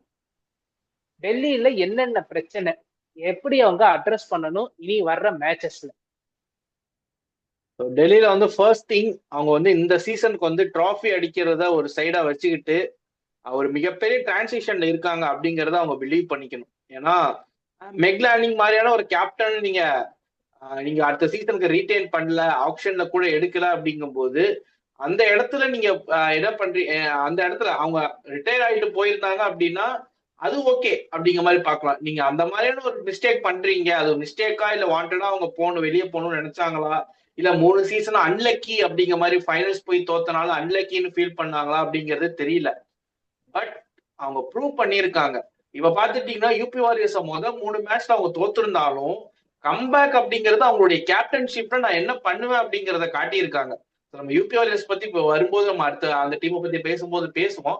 பட் இந்த இடத்துல டெல்லி கேபிட்டல்ஸ் அந்த மாதிரியான ஒரு கேப்டனை மிஸ் பண்றாங்க அப்படிங்கும் போது அதுக்கு ஈக்குவலான ஒரு கேப்டனை எடுத்துட்டு வந்திருக்கணும். இல்ல லாஸ்ட் சீசன்ல இருந்த லாரா உல்வர்ட் சவுத் ஆப்பிரிக்கன் கேப்டன் அந்த கோரோட அப்படியே போயிருக்கணும், அவங்களை கேப்டனா வச்சிருக்கணும். நீங்க வந்து ஒரு ஃபேஸா ஒரு எப்படி சொல்றது, இந்த இடத்துல உங்களுக்கு கேப்டன்ஷிப் ஆப்ஷன் நிறைய இருந்துச்சு. லாரா உல்வர்ட் இருந்தாங்க அப்படிங்கும் போது, மரிசன் கேப் கூட ஒரு கேப்டன்ஷிப் ஆப்ஷன் நான் பாக்குறேன் அப்படிங்கும் போது இந்த இடத்துல நீங்க வந்து ஒரு இந்தியன் ஃபேஸ் வேல்யூவா முன்னிறுத்தி நீங்க இந்த ஐபிஎலுக்கு வரீங்க அப்படிங்கும் போது இது வந்து நார்மலா ஒரு கமர்ஷியல் பர்பஸ் அப்படிங்கிற மாதிரி தான் நம்ம பாத்துக்கணும். ஏன்னா ஜெமிமா ராட்ரிக்ஸுக்கு ஒரு மிகப்பெரிய ஃபேன் ஃபாலோவிங் இருக்கு இந்தியால. ஸோ அவங்கள ஒரு ஃபேஸ் வேல்யூவா ஒரு ஃபேஸா முன்னிறுத்தி ஒரு கேப்டனா முன்னிறுத்தி வரீங்க அப்படிங்கும் போது சில பல விஷயங்களை நீங்க அக்செப்ட் பண்ணி தான் ஆகணும், அதுக்கு டைம் கொடுத்துதான் ஆகணும். நான் வந்து அவங்கள வந்து ஒரு நல்ல கேப்டன் இல்லை அப்படிங்கிற மாதிரி சொல்லல. She has the potential. Future Indian டீமுக்கு கேப்டன் ஆகிறதுக்கான வாய்ப்புகள் கூட இருக்கு. After the seniors Harmanpreet Kaur இன்னும் ஒரு 2 வருஷத்துல ரிட்டையர் ஆகுறாங்க, ஸ்மிருதி மந்தனாக்கு கொஞ்சம் ஏஜ் நீங்க ஃபீல் பண்ணீங்கன்னா கேப்டன்ஷிப்புக்கு ஒரு பொட்டன்ஷியல் ஆப்ஷனா இருக்கிறது ஜெமிமா ராட்ரிக்ஸ் தான். அதை வந்து நான் அந்த இடத்துல நான் வந்து எந்த கிரிட்டிசைஸும் வைக்கல. பட் முறையா கேப்டன் ஆகுறாங்க அப்படிங்கும் போது ஒரு யங்ஸ்டர், ஒரு 25 year old WPL ஹிஸ்டரியிலேயே இந்த யங்கஸ்ட் கேப்டன் இவங்க தான். அப்படிங்கும் போது நீங்க ஒரு சீசன் வந்து இந்த சீசனை வந்து நீங்க அந்த ஒரு டிரான்சிஷன் பீரியடா தான் நீங்க பார்க்கணும். ஸோ நான் வந்து இந்த இடத்துல மெக்லானிங்க நீங்க மிஸ் பண்றீங்கன்னு முதல் கேள்வி கேட்டிருந்தீங்க. Yes, definitely.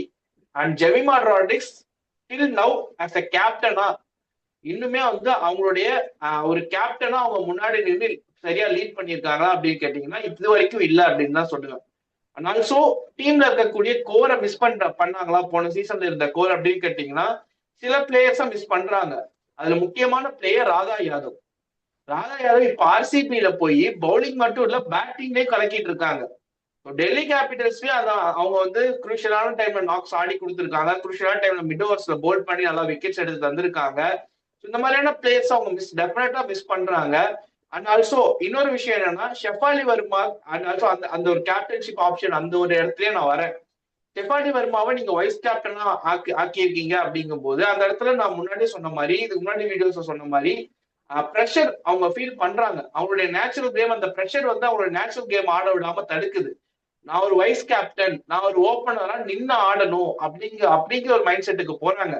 என்னதான் நீங்க எலிசிலி வந்து ஒரு சைடு நல்லா அடிச்சு ஆடக்கூடிய ஒரு பிளேயர் இருந்தாலும், இந்த சைடு வந்து நான் கேப்டனா நின்று ஆடணும் அப்படிங்கிற மாதிரியான ஒரு மைண்ட் செட்டுக்கு அவங்க போயிருக்கனால இந்த captainship material, sorry captainship pressure அப்படிங்கிறது ரெண்டு பிளேயர்ஸ் மேலேயும் எஃபெக்டிவா இருக்கு அப்படிங்கிற மாதிரி நான் பாக்குறேன். நீங்க ஜெமிமா ராட்ரிக்ஸும் அவங்களுடைய நேச்சுரல் கேம்ல இருந்து ஸ்ட்ரைட்டா விலகிற மாதிரி தான் நான் பாக்குறேன். ஏன்னா அவங்களுமே வந்து குரூஷியல் நாக்ஸ் போன சீசன்ல எப்படி ஆடினாங்க அப்படிங்கிறது தெரியும்.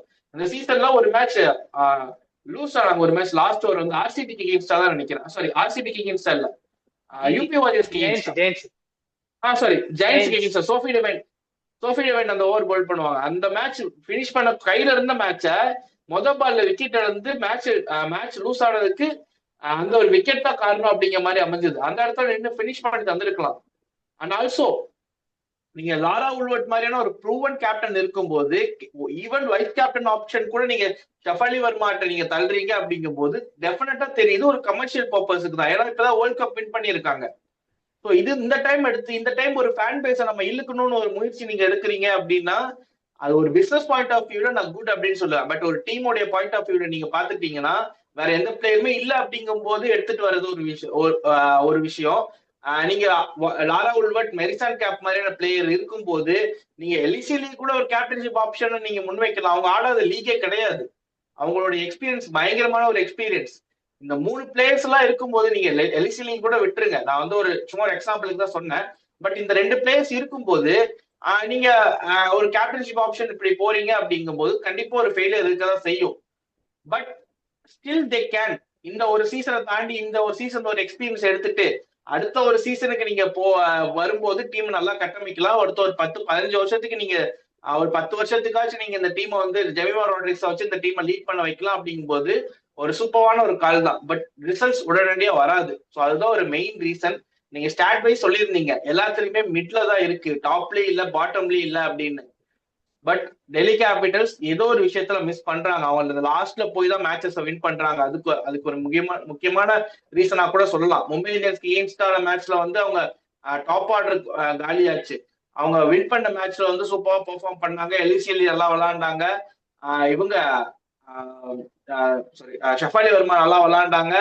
லாரா உல்வர்ட், ஜெமிமா ராட்ரிக்ஸ் எல்லாம் அவங்களுடைய எஃபர்ட்டை போட்டு அவங்க ஒரு மேட்ச் வின் பண்ண வச்சாங்க. பட் ஸ்டில் அந்த கலெக்டிவான எஃபர்ட் அப்படிங்கிறது இங்க மிஸ் ஆகிற மாதிரி நான் பாக்குறேன். And also with captainship, bowling rotation, field setup இதுல கொஞ்சம் வந்து மிஸ் பண்ற மாதிரி நான் பாக்குறேன். இன்னொரு விஷயம் என்னன்னா மெக்லானிங்கோட இஷ்யூவை வந்து ஃபீல் பண்ணி ஆகணும். இந்த டீமை வந்து ரொம்ப சூப்பரா பில்ட் பண்ணாங்க மெக்லானிங். அவங்களுடைய பிக் ஷூஸை நீங்க ஃபீல் பண்றீங்க அப்படிங்கும் போது அந்த ஒரு ப்ரெஷர் அவங்க எடுத்து போட்டுக்கிறாங்களோ அப்படிங்கிற மாதிரி தோணுது. ஆனா naturally Jemimah Rodrigues as a batter நான் இது வரைக்கும் பார்த்ததுல ஒரு நல்ல ஒரு குட் ஆட்டிடியூட் இருக்கக்கூடிய ஒரு பிளேயர். அவங்க இல்லைன்னா ஆஸ்திரேலியா கூட அந்த மாதிரியான ஒரு நாக்ஸ் ஆடி இருக்கவே முடியாது. அந்த மாதிரியான ஒரு ஆட்டிடியூட், அந்த மாதிரியான ஒரு நெவர் கிவ் அப் ஆட்டிடியூட் இருக்க ஒரு பிளேயர். நான் இந்த சீசன் எப்படி பாக்குறேன் அப்படின்னா மெக்லானிங்கோட இடத்த நம்ம ஃபில் பண்றோம். ஒரு லெஜெண்ட், ஆஸ்திரேலியன் லெஜெண்டரி கேப்டன், அந்த இடத்த ஃபில் பண்றோமோ அந்த இடத்த கரெக்டா யூஸ் பண்ணிக்கணுமோ அப்படிங்கிற ஒரு மைண்ட் செட்ல சில பல விஷயங்கள் தவற போற மாதிரி நான் பாக்குறேன். ஸோ அண்ட் உங்களுடைய ஒப்பீனியன் அந்த ஸ்டாட்ஸ் எல்லாம் நீங்க வச்சிருக்கீங்கன்னு சொன்னீங்க. எல்லாம் சூப்பரா ஸ்டாட்ஸ் எல்லாம் எல்லா டீம்ஸ்க்கும் சொன்னீங்க. இந்த டீம்ஸுக்கும் டெல்லி கேபிட்டல்ஸோடைய ஸ்டாட் அப்படியே கொஞ்சம் அலசி ஆராய்வோம். கொஞ்சம் சொல்லுங்க. டெல்லியோட இஷ்யூன்னு பார்த்தா அவங்களோட பேட்டிங் பவர் பிளே நம்ம பார்க்கும்போது நமக்கு வந்து இப்ப நிசிலேயே அடிக்கிறாங்க பொழகுறாங்கன்ற மாதிரி தெரிஞ்சாலும் அது ஆனா ரிஃப்ளெக்ட் ஆகுதான்னு கேட்டா இல்லைன்னு நான் சொல்லுவேன். இப்போ அவங்களோட batting power play run rate வந்து 7.8, அரௌண்ட் 47. ஒரு மேட்சுக்கு 47 to 48 ரன்ஸ் தான் எடுத்துக்கின்னு இருக்கிறாங்கன்றதுதான் இதோட வந்து சம்மரி. இங்க இருக்கும்போது நீங்க வந்து ஒரு 190 நீங்க அந்த மாதிரி ஒரு இதுல வந்து இவங்களும் ரன்ஸ் கம்மி ஆகுதோ அப்படின்னு ஒரு ஃபீலிங் வருது. இவங்களோட டாட் பால் பர்சன்டேஜ் பாத்தீங்கன்னா 40.5. இது overall dot ball percentage, power play dot ball percentage இல்லை. அப்படி இருக்கும்போது இவங்களோட டாட் பால் பர்சன்டேஜ் ஹையரா இருக்குது, which is very less than to slightly less than to UP warriors. இவங்களோட bowling economy, overall bowling economy 9.30, 186 run per மேட்ச்னு கொடுத்துக்கின்னு இருக்கிறாங்க. இது வந்து ஒரியிங் சைன்ஸ். டெல்லியில நான் பாக்குற இஷ்யூ வந்து பவுலிங் தான். மெக்லானிங் அவங்க டீம்ல வச்சிருந்தப்ப அந்த ஒரு பவுலிங் யூனிட் ஒரு மாதிரி த்ரெட்டனிங்கா இருக்கும். மரிசன் கேப் இருப்பாங்க, அனபிள் சதர்லாண்ட் இருப்பாங்க, அவங்க கூட வந்து ஸ்னே ராணா இருப்பாங்க. ஸ்னே ராணா சாரி. யூபி வாரியர்ஸ்ல இப்ப பவுலிங் போடுனாங்க ஷிகா பாண்டே இருப்பாங்க, அருந்ததி ரெட்டி இருப்பாங்க. இவங்க 4 பேருமே ஒரு மாதிரி த்ரெட்டனிங்கா இருப்பாங்க. இவங்களை தாண்டி ரன்ஸ் எடுக்கிறதுன்றது வந்து உங்களுக்கு வந்து அழகீழ நின்று எடுக்கிற மாதிரி இருக்கும். And also Match இவங்க Marison Cap and Anabel Sutherland. அதான் Marizanne Kapp, Annabel Sutherland, Shikha Pandey, Radha Yadav, அப்புறம் வந்து அருந்ததி ரெட்டி. இவங்க 5 பேரும் இன்டர்நேஷனல் லெவல் எக்ஸ்பீரியன்ஸ் இருக்கிற பிளேயர்ஸ் வேற. அப்படி இருக்கும்போது இவங்களை தாண்டி நீங்க இவங்க கிட்ட இருந்து நீங்க 165 நீங்க எடுக்கிறீங்கனாலே அதுவே ஆல்மோஸ்ட் ஒரு 180க்கு சமம். நீங்க ஃபர்ஸ்ட் மெக்லானிங் பத்தி பேசும்போது ஒரு எலிவேஷன் கொடுத்தீங்க. மெக்லானிங் கிட்ட 160 அடிக்கிறதெல்லாம் ரொம்ப ரொம்ப கஷ்டம். அப்படிப்பட்ட ஒரு கேப்டன் அவங்க அந்த மாதிரியான ஒரு கேப்டனுக்கு அந்த மாதிரியான ரிசோர்ஸ் இருந்துச்சு, அதை கரெக்டா யூட்டிலைஸ் பண்ணிக்கினாங்க. ஜெமிமாக்கு அந்த மாதிரியான ஒரு ரிசோர்ஸ் இருக்குதான்னு கேட்டா இங்க எனக்கு ஒரு கொஸ்டின் மார்க் வருது. ஆன் பேப்பர்ல பார்க்கும்போது ஷிகா பாண்டே வெளியே போனாங்க, அவங்களுக்கு பல ஸ்னே ராணா வந்தாங்க, இவங்க எல்லாம் மரிசன் கேப் இருக்கிறாங்க, அப்புறம் பவுலிங்க்கு யாரு இன்னும் மின்னுமணி இருக்கிறாங்க, வேற சினில் ஹென்றி. இந்த மாதிரியான பிளேயர்ஸ் வந்து ஆன் பேப்பருக்கு ஓகே தே கேன் ரீப்ளேஸ், அவங்க இருந்த இடத்துக்கு இவங்க பர்ஃபெக்டா பண்ணிப்பாங்க அப்படின்னு தெரிஞ்சாலும் மேட்ச்னா அந்த ரிசல்ட்ஸ் வருதான்னு கேட்டா அங்க ஒரு கொஸ்டின் மார்க் வருது. எனக்கு வந்து நந்தினி சர்மா என்னை வந்து ரொம்ப இம்ப்ரெஸ் பண்ண பிளேயர் இந்த சீசன்ல. 2 மேட்ச்ல வந்து 7 விக்கெட் எடுத்தாங்க. அவங்க தனியா ஓரம் வச்சிருவோம், அவங்க வந்து டாப் கிளாஸ்ல தெரியுறாங்க. மீதி இருக்கிற பிளேயர்ஸ் கிட்ட இருந்து அதெல்லாம் வருதான்னு கேட்டா கண்டிப்பா நான் இல்லைன்னு. மரிசன் கேப் எக்கனாமியா போட்டு அவங்களோட பார்ட்டை வந்து பர்ஃபெக்டா பண்ணிடுறாங்க. அதே சமயம் நம்பி கொண்டு வந்த ஸ்னே ராணா, மின்னுமணி, சினேலென்ட்ரி, போன மேட்ச் இன்னொரு சினேலென்ட்ரி ரீப்ளேஸ் பண்ணி ஒரு பிளேயர் வந்தாங்க, அவங்க பேர் எனக்கு சரியா வரல, அவங்க கிட்ட இருந்து பர்ஃபார்மன்ஸ் வரல. பவுலிங் எக்கனாமி இவங்க எல்லாருக்குமே அதிகமா இருக்குது. ஸ்னே ராணா இந்த WPL ஒரே ஒரு விக்கெட் தான் எடுத்திருக்கிறாங்க. ரொம்ப முக்கியமான விஷயம், ஒரே ஒரு விக்கெட் தான். மின்னுமணி விக்கெட்ஸ் எடுக்கல. அவங்களோட economy on the other hand 12.2 இருக்குது. மின்னுமணி நான் 6 ஓவர் 7 ஓவர் போட்டாலும் 12.2ன்றது உங்களை வந்து ஒரு ஹர்ட்டிங் பாயிண்ட் தான். பவுலிங் ஃபுல் அண்ட் ஃபுல் வீக்கா இருக்குது. இந்த பவுலிங் இவங்க அட்ரஸ் பண்ணி ஆகணும். பவுலிங் வீக்கா இருந்தாலும் பேட்டிங் வந்து இவங்களுக்கு எப்படி இருக்குதுன்னா டாப் 3 கன் மாதிரி இருக்குது. ஆனா யாராவது ஒருத்தவங்க நிக்க மாட்டாங்க, இல்ல ஒருத்தவங்க மட்டும்தான் நிக்கிறாங்க, 2 பேர் வெளியே போயிடுறாங்க. இந்த மாதிரியான பிரச்சனை இருக்குது. ஆமா, டாட் பால் வச்சுட்டு போயிடுறாங்க. ஷஃபாலி வர்மா போன மேட்ச் தான் அவங்க முழிச்சு இருக்கிறாங்க. 3 மேட்ச் சரியா பர்ஃபார்ம் பண்ணாம போன மேட்ச் ஷஃபாலி வர்மா முழிச்சுக்கினாங்க. 3 பேரும் கலெக்டிவா நின்று ஆடுறாங்களான்னு கேட்டா இல்ல. மும்பை இந்தியன்ஸ் சொன்ன அதே பிரச்சனை தான். 3 பேர்ல யாராவது ஒருத்தவங்க ஆடுறாங்க. அப்படிதான் போயின்னு இருக்குது டெல்லியோட நிலவரம். இவங்களுக்கு பின்னாடி மும்பை இந்தியன்ஸுக்குலாம் வந்து அமலியாக்கரு, அப்புறம் சஜனா சஜீவன் இந்த மாதிரி யாராவது ஒருத்தவங்க அடிச்சு கொடுக்குறாங்கன்னா டெல்லியில கான்ட்ரஸ்டிங்கான பிரச்சனை என்னன்னா அந்த மாதிரி அடிச்சு தர ஆளு. இவங்க 3 பேரை நம்பிதான் இருக்கிறாங்க. இவங்க 3 பேர்ல யாராவது ஜிடில வந்து எப்படி 3 பேர்ல யாரா நின்று இழுத்துக்கிட்டு போய் 18வது ஓவர் கொடுத்துட்டு அதுக்கப்புறம் வந்தாதான் ஏதாவது பண்ணுவாங்கன்னு. டிசிக்கும் அதே நிலைமைதான். 18வது ஓவர் வரைக்கும் இழுத்துன்னு வந்து கொடுக்கணும். அந்த மாதிரி கொடுத்தாலும் பினிஷ் பண்ண மாட்டாங்க. இந்த 3 பேர்த்தோட ஜெமிமா ராட்ரிக்ஸையும் நீங்க சேர்த்திக்கோங்க, 4வது ஒரு பிளேயர். அங்க அந்த 18 ஓவருக்கு அப்படிங்கறத வச்சுட்டீங்கன்னா இந்த 4 பேர் நீங்க சேர்த்திக்கணும். அதுக்கப்புறம் பேட்டிங் ஆர்டர் இல்ல. ஆனா ஜெனிமா கிட்ட இருந்து பேட்டிங் பெருசா வரலையே இந்த சீசன். ஜெனிமா பேட்டிங் கொஞ்சம் கஷ்டப்பட்டுன்னு இருக்கிறாங்க. மரிசான் கேப்புக்கு சுத்தமா பேட்டிங் இல்ல. அந்த ஒரு டெத்துல எல்லாம் சோஃபி டிவன் கிட்ட அப்படியே சரண்டர் ஆயிட்டாங்க. பட் ஒரு பொட்டன்ஷியல் இருக்கக்கூடிய ஒரு யூனிட் நீங்க பாத்துட்டீங்கன்னா இப்ப நீங்க 3 பேர் top 3. Yes, Jemimah Rodrigues Marizanne கேப்புக்கு பேட்ல பட்டுச்சு, ஜெமிமா ராட்ரிக்ஸ்க்கு பட்டுச்சு அப்படின்னா அடுத்து சினில் ஹென்றி பேட்டிங் யூனிட்டே உங்களுக்கு சாலிடா செட் ஆகிரும். பட் நிக்க மாட்டேங்கிறாங்க, அதுதான் பிரச்சனை. அவங்களோட பேட்டிங் வந்து ஒரு மாதிரி டாப் 3 தாண்டி, அதாவது டாப் 4னே சொல்லிப்போம். ஜெய்மா ராட்ரிக்ஸ் என்னைக்காவது பேட்ல படாமலாம் இருக்காது. இந்த சீசன்லேயே ஜெய்மா கிட்ட இருந்து ஒரு நல்ல மேட்ச் வரும். இவங்க டாப் 4ல தாண்டி மரிசன் கேப் கிட்ட இருந்து பர்ஃபார்மன்ஸ் வரல. They are missing Annabel Sutherland a lot. Bowling full and full வீக்கா இருக்குது. டெல்லி இதை வந்து ஒரு டிரான்சிஷன் ஃபேஸா எடுத்து ஒரு கம்பேக்கு முயற்சி பண்ணணும், டீமை செட் பண்ற வழியை பார்க்கணும் ஃபார் ஃபியூச்சர் ஆல்சோ. இந்த சீசன் அடிச்சு புடிச்சு எப்படியாவது புஷ் பண்ணி டாப் 3க்கு வந்துட்டு அதுக்கப்புறம் பாத்துக்கலான்ற ஒரு மைண்ட் செட்ல ஓடணும். கொஞ்சம் கஷ்டமான சீசன் தான் அவங்களுக்கு. இனி வர்ற மேட்சஸும் கஷ்டமா தான் இருக்க போகுது. எப்படி பண்றாங்கன்னு பார்ப்போம். Last but not the least, மொத 3 மேட்ச் இந்த டீமு தான் ஆடுச்சா இந்த WPL அப்படின்ற மாதிரியான ஒரு கேள்வி இருந்துச்சு. ஆனா கடைசி 2 மேட்ச்ல ஆடின டீமை பார்க்கும்போது நீயாடா 3 மேட்ச் அடி வாங்கின அப்படின்ற ஒரு கேள்விதான் எல்லாருக்கும் வந்துச்சு. யூபி வாரியர்ஸ் ஒரு டிசப்பாயிண்டிங் ஸ்டார்ட் கொடுத்தாங்க. நம்ம எல்லாருமே சொல்லியிருந்தோம் யூபி வாரியர்ஸிடம் கலெக்டிவான பர்ஃபார்மன்ஸ் வரல, மெக்லானி கேப்டன்ஷிப்ல இஷ்யூஸ் இருக்குது, இந்தியன் பேட்டிங் வந்து ரொம்ப ரொம்ப வீக்கா இருக்குதுன்னு எல்லாமே பேசி இருந்தோம். அந்த எல்லாத்துக்குமே கடைசி 2 மேட்ச்ல ஒரு ஸ்டேட்மெண்ட் கொடுத்துருக்குறாங்க. ஒரு மாதிரி கம்பேக் தந்து இருக்கிறாங்க. பட் ஸ்டில் இன்னமும் பிரச்சனைகள் தீர்ந்துச்சான்னு கேட்டா பிரச்சனைகள் முழுசா தீரல. உன்கிட்ட ஓப்பனிங் எல்லாம் நல்லா இருக்கு, ஆனா பினிஷிங் சரியில்லை. இவங்க கிட்ட 15 ஓவர் வரைக்கும் கையில இழுத்து பிடிக்கிற மேட்ச கடைசி 5 ஓவர்ல இவங்களே விட்டுடுறாங்க. Both with bat, both with ball. ஒரு ஹை பொட்டன்ஷியல் இருக்குது நம்பி நீங்க அவங்கள வச்சு ஒரு நம்பி உட்கார்ந்தீங்கன்னா அந்த பொட்டன்ஷியலை ஒரு 30% குறைச்சி தான் கொடுக்குறாங்க அவுட்புட்டா. இன்னமும் அட்ரஸ் பண்ண வேண்டியது இருக்குது. இன்னும் ஒரு முக்கியமான பிளேயரை பத்தி பேசி ஆகணும், ஹர்லின் டியோல். என்னையாடா நீங்க வந்து ஹூக் பண்ணி வெளியே அனுப்புறீங்கன்னு உன்னை நிலத்துல ஸ்னேகா வந்து குடத்தை தூக்கி நிற்கும்.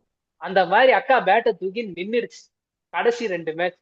என்ன அடி, மும்பைய போட்டு சாத்து சாத்துன்னு சாத்து. இந்த கலகலப்புல வந்து என்ன ஏன்டா அடிக்கிற, இங்க அடிச்சாதான்டா அங்க வலிக்கும். அபிஷேக் நாயர் சிச்சின்னுதாயா இருப்ப, நீ எங்களை தாண்டா போட்டு அடிக்கிற வச்சு பொழந்துடுச்சு. ஒரு மாதிரி கம்பேக் கொடுத்துருக்குறாங்க. யூபி வாரியர்ஸை பத்தி என்ன நினைக்கிறீங்க? இன்னமும் பிரச்சனைகள் தீரலன்றது சரியா? குவாலிஃபை ஆகி போவாங்களா மேல ஃபைனலுக்கு? யூபி வாரியர்ஸ் 3 மேட்சுக்கு அக்கா மெக்லானிங்க்கு இது கொஞ்ச நாள் அவங்க ஆஸ்திரேலியன் டீம்ல இருந்து ரிட்டையர் ஆயிட்டாங்க. ஸோ அவங்களுக்கு வந்து அந்த எல்லோ பாண்டிங் வந்து அப்படியே நடுவுல விட்டு போச்சு அப்படின்னு நினைக்கும் போது திரும்ப அந்த ஒரு டச் வரணும். திரும்ப இப்போ எல்லோ ஜெர்சி போட்ட ஒரு டீமை நான் திரும்ப லீட் பண்றேன் அப்படிங்கும் போது அந்த மாதிரிதான் ஒரு ஸ்டைல தான் லீட் பண்ணியிருந்தாங்க. நீங்க ஃபர்ஸ்ட் இந்த வீடியோல ஒரு இடத்துல சொல்லியிருந்தீங்க, ஒரு இடத்துல எல்லோ ஆஸ்திரேலியன் டீம் மாதிரியான ஒரு குவாலிட்டி சைடு மாதிரி தான் அவங்க லீட் பண்ணாங்க அப்படின்னு. 3 மேட்ச் நம்ம அப்படி பார்க்கல. ஸோ இப்போதான் உங்களுக்கு இந்த ஆஸ்திரேலியன் டீம்ல இருந்து ரிட்டையர் ஆனதுக்கு அப்புறம் அவங்க இந்த பிக் பேஷ், உமன்ஸ் பிக் பேஷ், லோக்கல் T20 டோர்னமெண்ட்ஸ் எல்லாம் ஆடிட்டு இங்க வராங்க. அப்படிங்கும் போது திரும்ப அந்த சொல்றது அந்த ஒரு விஷயத்துக்கு போறதுக்கு ஒரு 3 மேட்ச் டைம் எடுத்துச்சு. அதே மாதிரியான ஒரு விஷயம் என்னன்னா, நீங்க 3 மேட்ச் லூஸ் ஆனதுக்கு மிக முக்கியமான காரணம் டீம் கலெக்டிவ் டீம் எஃபர்ட் இல்லாததுதான் அப்படிங்கிற மாதிரி நீங்க சொல்லியிருந்தீங்க. ஸோ டெஃபினட்டா நான் வந்து அக்செப்ட் பண்ணிக்கிறேன். ஏன்னா நம்ம முன்னாடி வீடியோஸ் எல்லாம் பேசியிருந்தோம், இந்த டீம் வந்து ஒரு சாலிடான ஒரு டீம், மற்ற டீம் கம்பேர் பண்ணும்போது நல்ல ஒரு பேலன்ஸ் இருக்க ஒரு டீம் நம்ம பேசியிருந்தோம். பவுலிங்னு பாத்துட்டீங்கன்னா Sophie Ecclestone, Deepti Sharma 2 world class spinners 2 பேருமே ஒரே டீம்ல இருக்கிறாங்க. அப்படிங்கும் போது உமன்ஸ் கிரிக்கெட்ல இவங்க தான் 2 லீடிங் ஸ்பின்னர்ஸ். அப்படிங்கும் போது அந்த டீமோடைய கெப்பாசிட்டி என்ன அப்படிங்கிறது தெரியும். அது மட்டும் இல்லாம கிராந்தி கவுட் இருக்காங்க, ஹர்லின் டியோல், இப்போ இந்த வேர்ல்ட் கப் விளையாண்ட டீம்ல இருந்தே 4 பேர் இருக்காங்க. அது போக அந்த லீட் பண்றதுக்கு ஒரு ஆஸ்திரேலியன் லெஜெண்ட் கேப்டன். அப்படிங்கும் போது இந்த டீமோட எலிவேஷனே வந்து ரொம்ப ஸ்ட்ராங்கா இருந்த ஒரு டீம் 3 மேட்ச் தோக்குறாங்க. அப்படிங்கும் போது பில்டப் மட்டும்தானா, இதுல ஒண்ணு மேட்ச்ல எதுவும் இல்லையே அப்படிங்கிற மாதிரி நம்ம பேசியிருந்தோம். பட் 2 மேட்ச் மும்பை இந்தியன்ஸை டிஃபீட் பண்ணி அந்த ஒரு கம்பேக் கொடுத்துருக்காங்க. நீங்க சொன்ன மாதிரி இன்னும் இந்த டீம்ல சில பல விஷயங்கள் இருக்கு சரி செய்ய. பட் சரி செய்வாங்களா அப்படின்னு கேட்டீங்கன்னா கண்டிப்பா இந்த 2 வின் அவங்களுக்கு ஏகப்பட்ட கான்பிடன்ட்டை கொடுத்துருக்கும். அதுவும் மும்பை இந்தியன்ஸ் மாதிரி ஒரு ஃபார்ம்ல இருந்த டீமை பேக் டு பேக் லூஸ் பண்ண வச்சு இப்போ மும்பை இந்தியன்ஸ் எப்படி ஆயிடுச்சு அப்படின்னா ஒரு நல்ல ஸ்ட்ராங்கா இருந்த டீம் இந்த லீக வந்து ஓபன் பண்ணி விட்டுருச்சு. அந்த 2 match back to back win against Mumbai Indians. இப்போ மும்பை இந்தியன்ஸ் இப்போ யார், இப்போ அந்த மேட்சுக்கு முன்னாடி ஆர்சிபி நல்லா ஸ்ட்ராங்கான ஒரு team, Mumbai Indians and Gujarat Giants வந்து டாப் 3ல போறதுக்கு ஒரு பொட்டன்ஷியல் இருக்கக்கூடிய ஒரு டீமா இருந்துச்சு. யூபி அண்ட் டெல்லி மட்டும் தான் பெர்ஃபார்மன்ஸ் சரியில்லைன்னு பேசியிருந்தோம். இப்ப இந்த 2 வின் லீகையே ஓபன் பண்ணிருச்சு. மும்பை இந்தியன்ஸ் 3 லாஸ்ல இருக்காங்க. இப்போ அவங்களுக்கு ஈக்குவலா இவங்களும் 3 லாஸ் 2 வின்.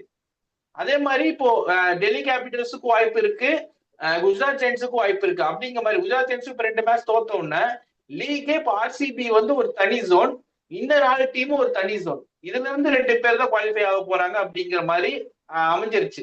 ஸோ இப்போ இங்க இருந்து இந்த இப்போ செகண்ட் லெக்குக்கு போகும்போது மச் கான்பிடென்டா போற டீம் ஒன்னு ஆர்சிபி, இன்னொன்னு யூபி வாரியர்ஸ். மற்ற டீம்ஸ் எல்லாமே வந்து இப்ப டெல்லி கேபிட்டல்ஸ் ஒரு வின் தான் எடுத்திருக்காங்க. குஜராத் ஜெயின்ஸ் ஃபர்ஸ்ட் 2 வின்னுக்கு அப்புறம் 2 லூஸ்ல போறாங்க. மும்பை இந்தியன்ஸும் பேக் டு பேக் லாஸ் ஆயிட்டு தான் வதூரா போறாங்க. அப்படிங்கும் போது இப்ப நம்ம ஃபர்ஸ்ட் ஹாஃப் ஓடைய ஃபர்ஸ்ட் பார்ட்ல எந்த டீம்னால பிளே ஆஃப் போறது கஷ்டம்னு சொல்லியிருந்தோமோ அந்த டீம் தான் செகண்ட் லெக்குக்கு ரொம்பவே கான்பிடென்டா போறாங்க. ஸோ இந்த கான்பிடென்ட் லிஃப்ட் ஆகி இந்த டீம் எப்படி சொல்றது, சும்மா இந்த 2 வின்ஸ் சும்மா ஒன்றும் வரல, நல்ல பொட்டன்ஷியல் இருக்கக்கூடிய ஒரு டீம் தான், நல்ல பேலன்ஸ் இருக்க டீம் நம்ம பேசியிருந்தோம். With captain like Meg Lanning leading இந்த கான்பிடென்ட்ல போறாங்க. அப்படிங்கும் போது நான் இந்த லூப் ஹோல்ஸ் எல்லாம் ஃபில் பண்ணி நான் பிளே ஆஃபுக்கு இன்னொரு செகண்ட் டீமாவோ தேர்ட் டீமாவோ நான் அந்த இடத்துல யூபி வாரியர்ஸை வைக்கிறேன்.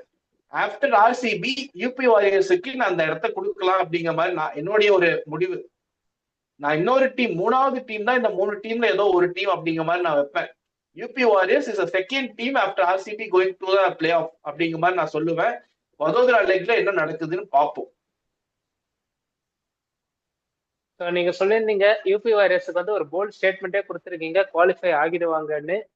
எனக்கு கடைசி 2 மேட்சை பார்க்கும்போது கண்டிப்பா குவாலிஃபை ஆகிற வாய்ப்புகள் இருக்குது. ஏன்னா ஃபீல்டிங் ரொம்ப மோசமா இருந்துச்சு முதல் 3 மேட்ச்.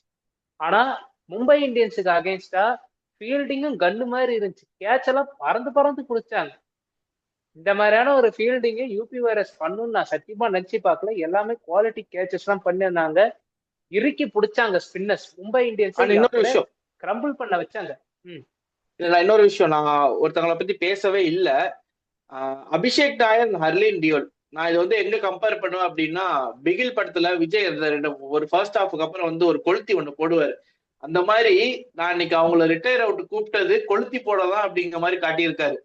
அன்னைக்கு கொளுத்தி போட்டாங்க 2 மேட்ச். யூபி வாரியர்ஸ் அவங்க பெர்ஃபார்மன்ஸ் மட்டும் இல்ல, மொத்த டீமோடைய பெர்ஃபார்மன்ஸ் டைனமிக்ஸே சேஞ்ச் ஆயிருக்கு. எனக்கு நான் இன்னமும் நான் உன்னை நேற்று ஸ்னேகா மாதிரி அக்கா கட்டையை தூக்குறதா எனக்கு ஞாபகம் வருது, என்னையாடா ஹூக் பண்ணீங்கன்னு. ஏன்னா அந்த அடிலாம் சும்மா எதுவுமே அவங்க ஃபேன்சியாலாம் அடிக்கல, கேப்பா பார்த்து பார்த்து பார்த்து பார்த்து கேப்ல தான் அடி.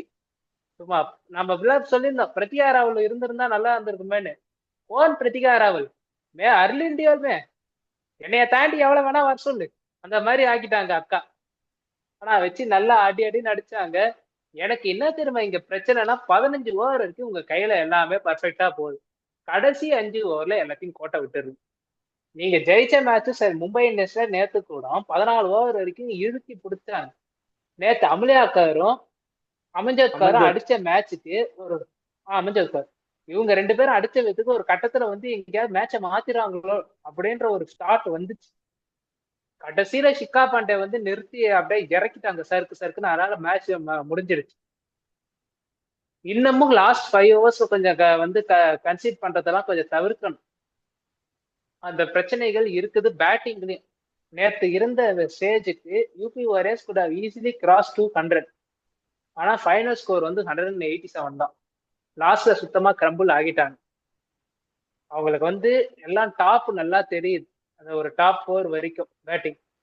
தீப்தி சர்மா, எக்கல் ஸ்டோன், ஸ்வேதா செராவத் இவங்கெல்லாம் சேர்ந்து பின்னாடி வந்து ரன்ஸ் அடிக்கிறாங்களான்னு கேட்டா அங்க ஒரு கொஸ்டின் மார்க் வருது. செகண்ட் மேட்ச்ல வந்து அவங்களுக்கு வந்து டாப் நல்லா ஆடலைன்னா கீழே இருக்கிறவங்க ஆடுறாங்க, அதே மேல இருக்கிறவங்க நல்லா ஆடிட்டாங்கன்னா இவங்க சுத்தமா கீழே இருக்கிறவங்க கிட்ட பர்ஃபார்மன்ஸ் வர மாட்டேங்குது. இங்க ஒரு நோட்டபுளான ஒரு பிளேயரை நம்ம மிஸ் பண்ணிட்டோம், ஃபீபி லிச்ஃபீல்ட். ஃபீபி லிச்ஃபீல்ட் ஃபயரா விளையாடின்னு இருக்கிறாங்க. அந்த ஒரு வேர்ல்டு கப் ஃபார்மை அப்படியே இங்க வந்து ரெப்ளிகேட் பண்ணி இருக்கிறாங்க. அது வந்து மிகப்பெரிய பேக் போனா இருக்குது யூபி வாரியர்ஸ். ஃபீபி லிச்ஃபீல்ட் ஒரு கன்சிஸ்டன்ட் பர்ஃபார்மன்ஸ் இல்லைன்னா யூபி வாரியர்ஸ் கொஞ்சம் கஷ்டப்பட்டு இருப்பாங்க. அவங்களோட ரன்ஸ்ல இருந்து வர்றது வந்து மிகப்பெரிய அட்வான்டேஜா நான் பாக்குறேன். கிராந்தி கவுட், ஷிக்கா பாண்டே இவங்க 2 பேரும் சாலிடான பர்ஃபார்மன்ஸ் கொடுத்து இருக்கிறாங்க. இவங்க எல்லாரும் சாலிடா பர்ஃபார்மன்ஸ் கொடுத்தா UP Warriors back to back wins மட்டும் இல்ல, கண்டிப்பா அவங்களால வந்து புஷ் பண்ண முடியும், தொடர்ந்து ஒரு வின்னிங் ஸ்ட்ரீக்கே வச்சு வர முடியும். எல்லாருமே அந்த ஒரு சாலிடிட்டியோட இன்னமும் பர்ஃபார்ம் பண்ணாங்கன்னா எனக்கும் நீங்க இந்த ஒரு 2 மேட்ச் பர்ஃபார்மன்ஸை வச்சு பார்க்கும்போது இந்த ஒரு மொமெண்டம் கேரி ஃபார்வர்ட் பண்ணா யூபி வாரியர்ஸ் டாப் 2ல முடிக்கிற சான்சஸ் ஹெவியா இருக்குது. மொமெண்டம் ஸ்லிப் ஆகாம பார்த்துக்கணும். மெக்லானி முழிச்சுக்கினாங்க, அது மட்டும் நான் சொல்லுவேன். Both with bat, both as a captain. அவங்களுக்கு இந்த டீம் ஒரு மாதிரி செட் ஆகிடுச்சு, எப்படி யூஸ் பண்ணணும்னு அவங்க புரிஞ்சுக்கினாங்க. இதுக்கப்புறம் யூபி வாரியர்ஸ் வந்து not a easy team to beat. கஷ்டப்பட்டு தான் நீங்க யூபி வாரியர்ஸ் ஜெயிக்கிற மாதிரி இருக்கணும். அதர் டீம்ஸுக்கு டஃப் டாஸ்க் அஹெட். இதுதான் மெக்லானி யூபி வந்து வாரியர்ஸோட இது. கிங்டம் 2ல ஃபர்ஸ்ட் கொஞ்சம் சூர்யா வந்து போலீஸா இல்லாம ஆஃப் டியூட்டில இருப்பாரு. அந்த மாதிரி டீம் எல்லாம் அனலைஸ் பண்ணியிருக்காங்க மெக்லானி. அதுக்கப்புறம் நான் இப்ப சார்ஜ் எடுத்துக்கிறேன் அப்படிங்கிற மாதிரி பெர்ஃபெக்ட் டைம்ல சார்ஜ் எடுத்துட்டாங்க.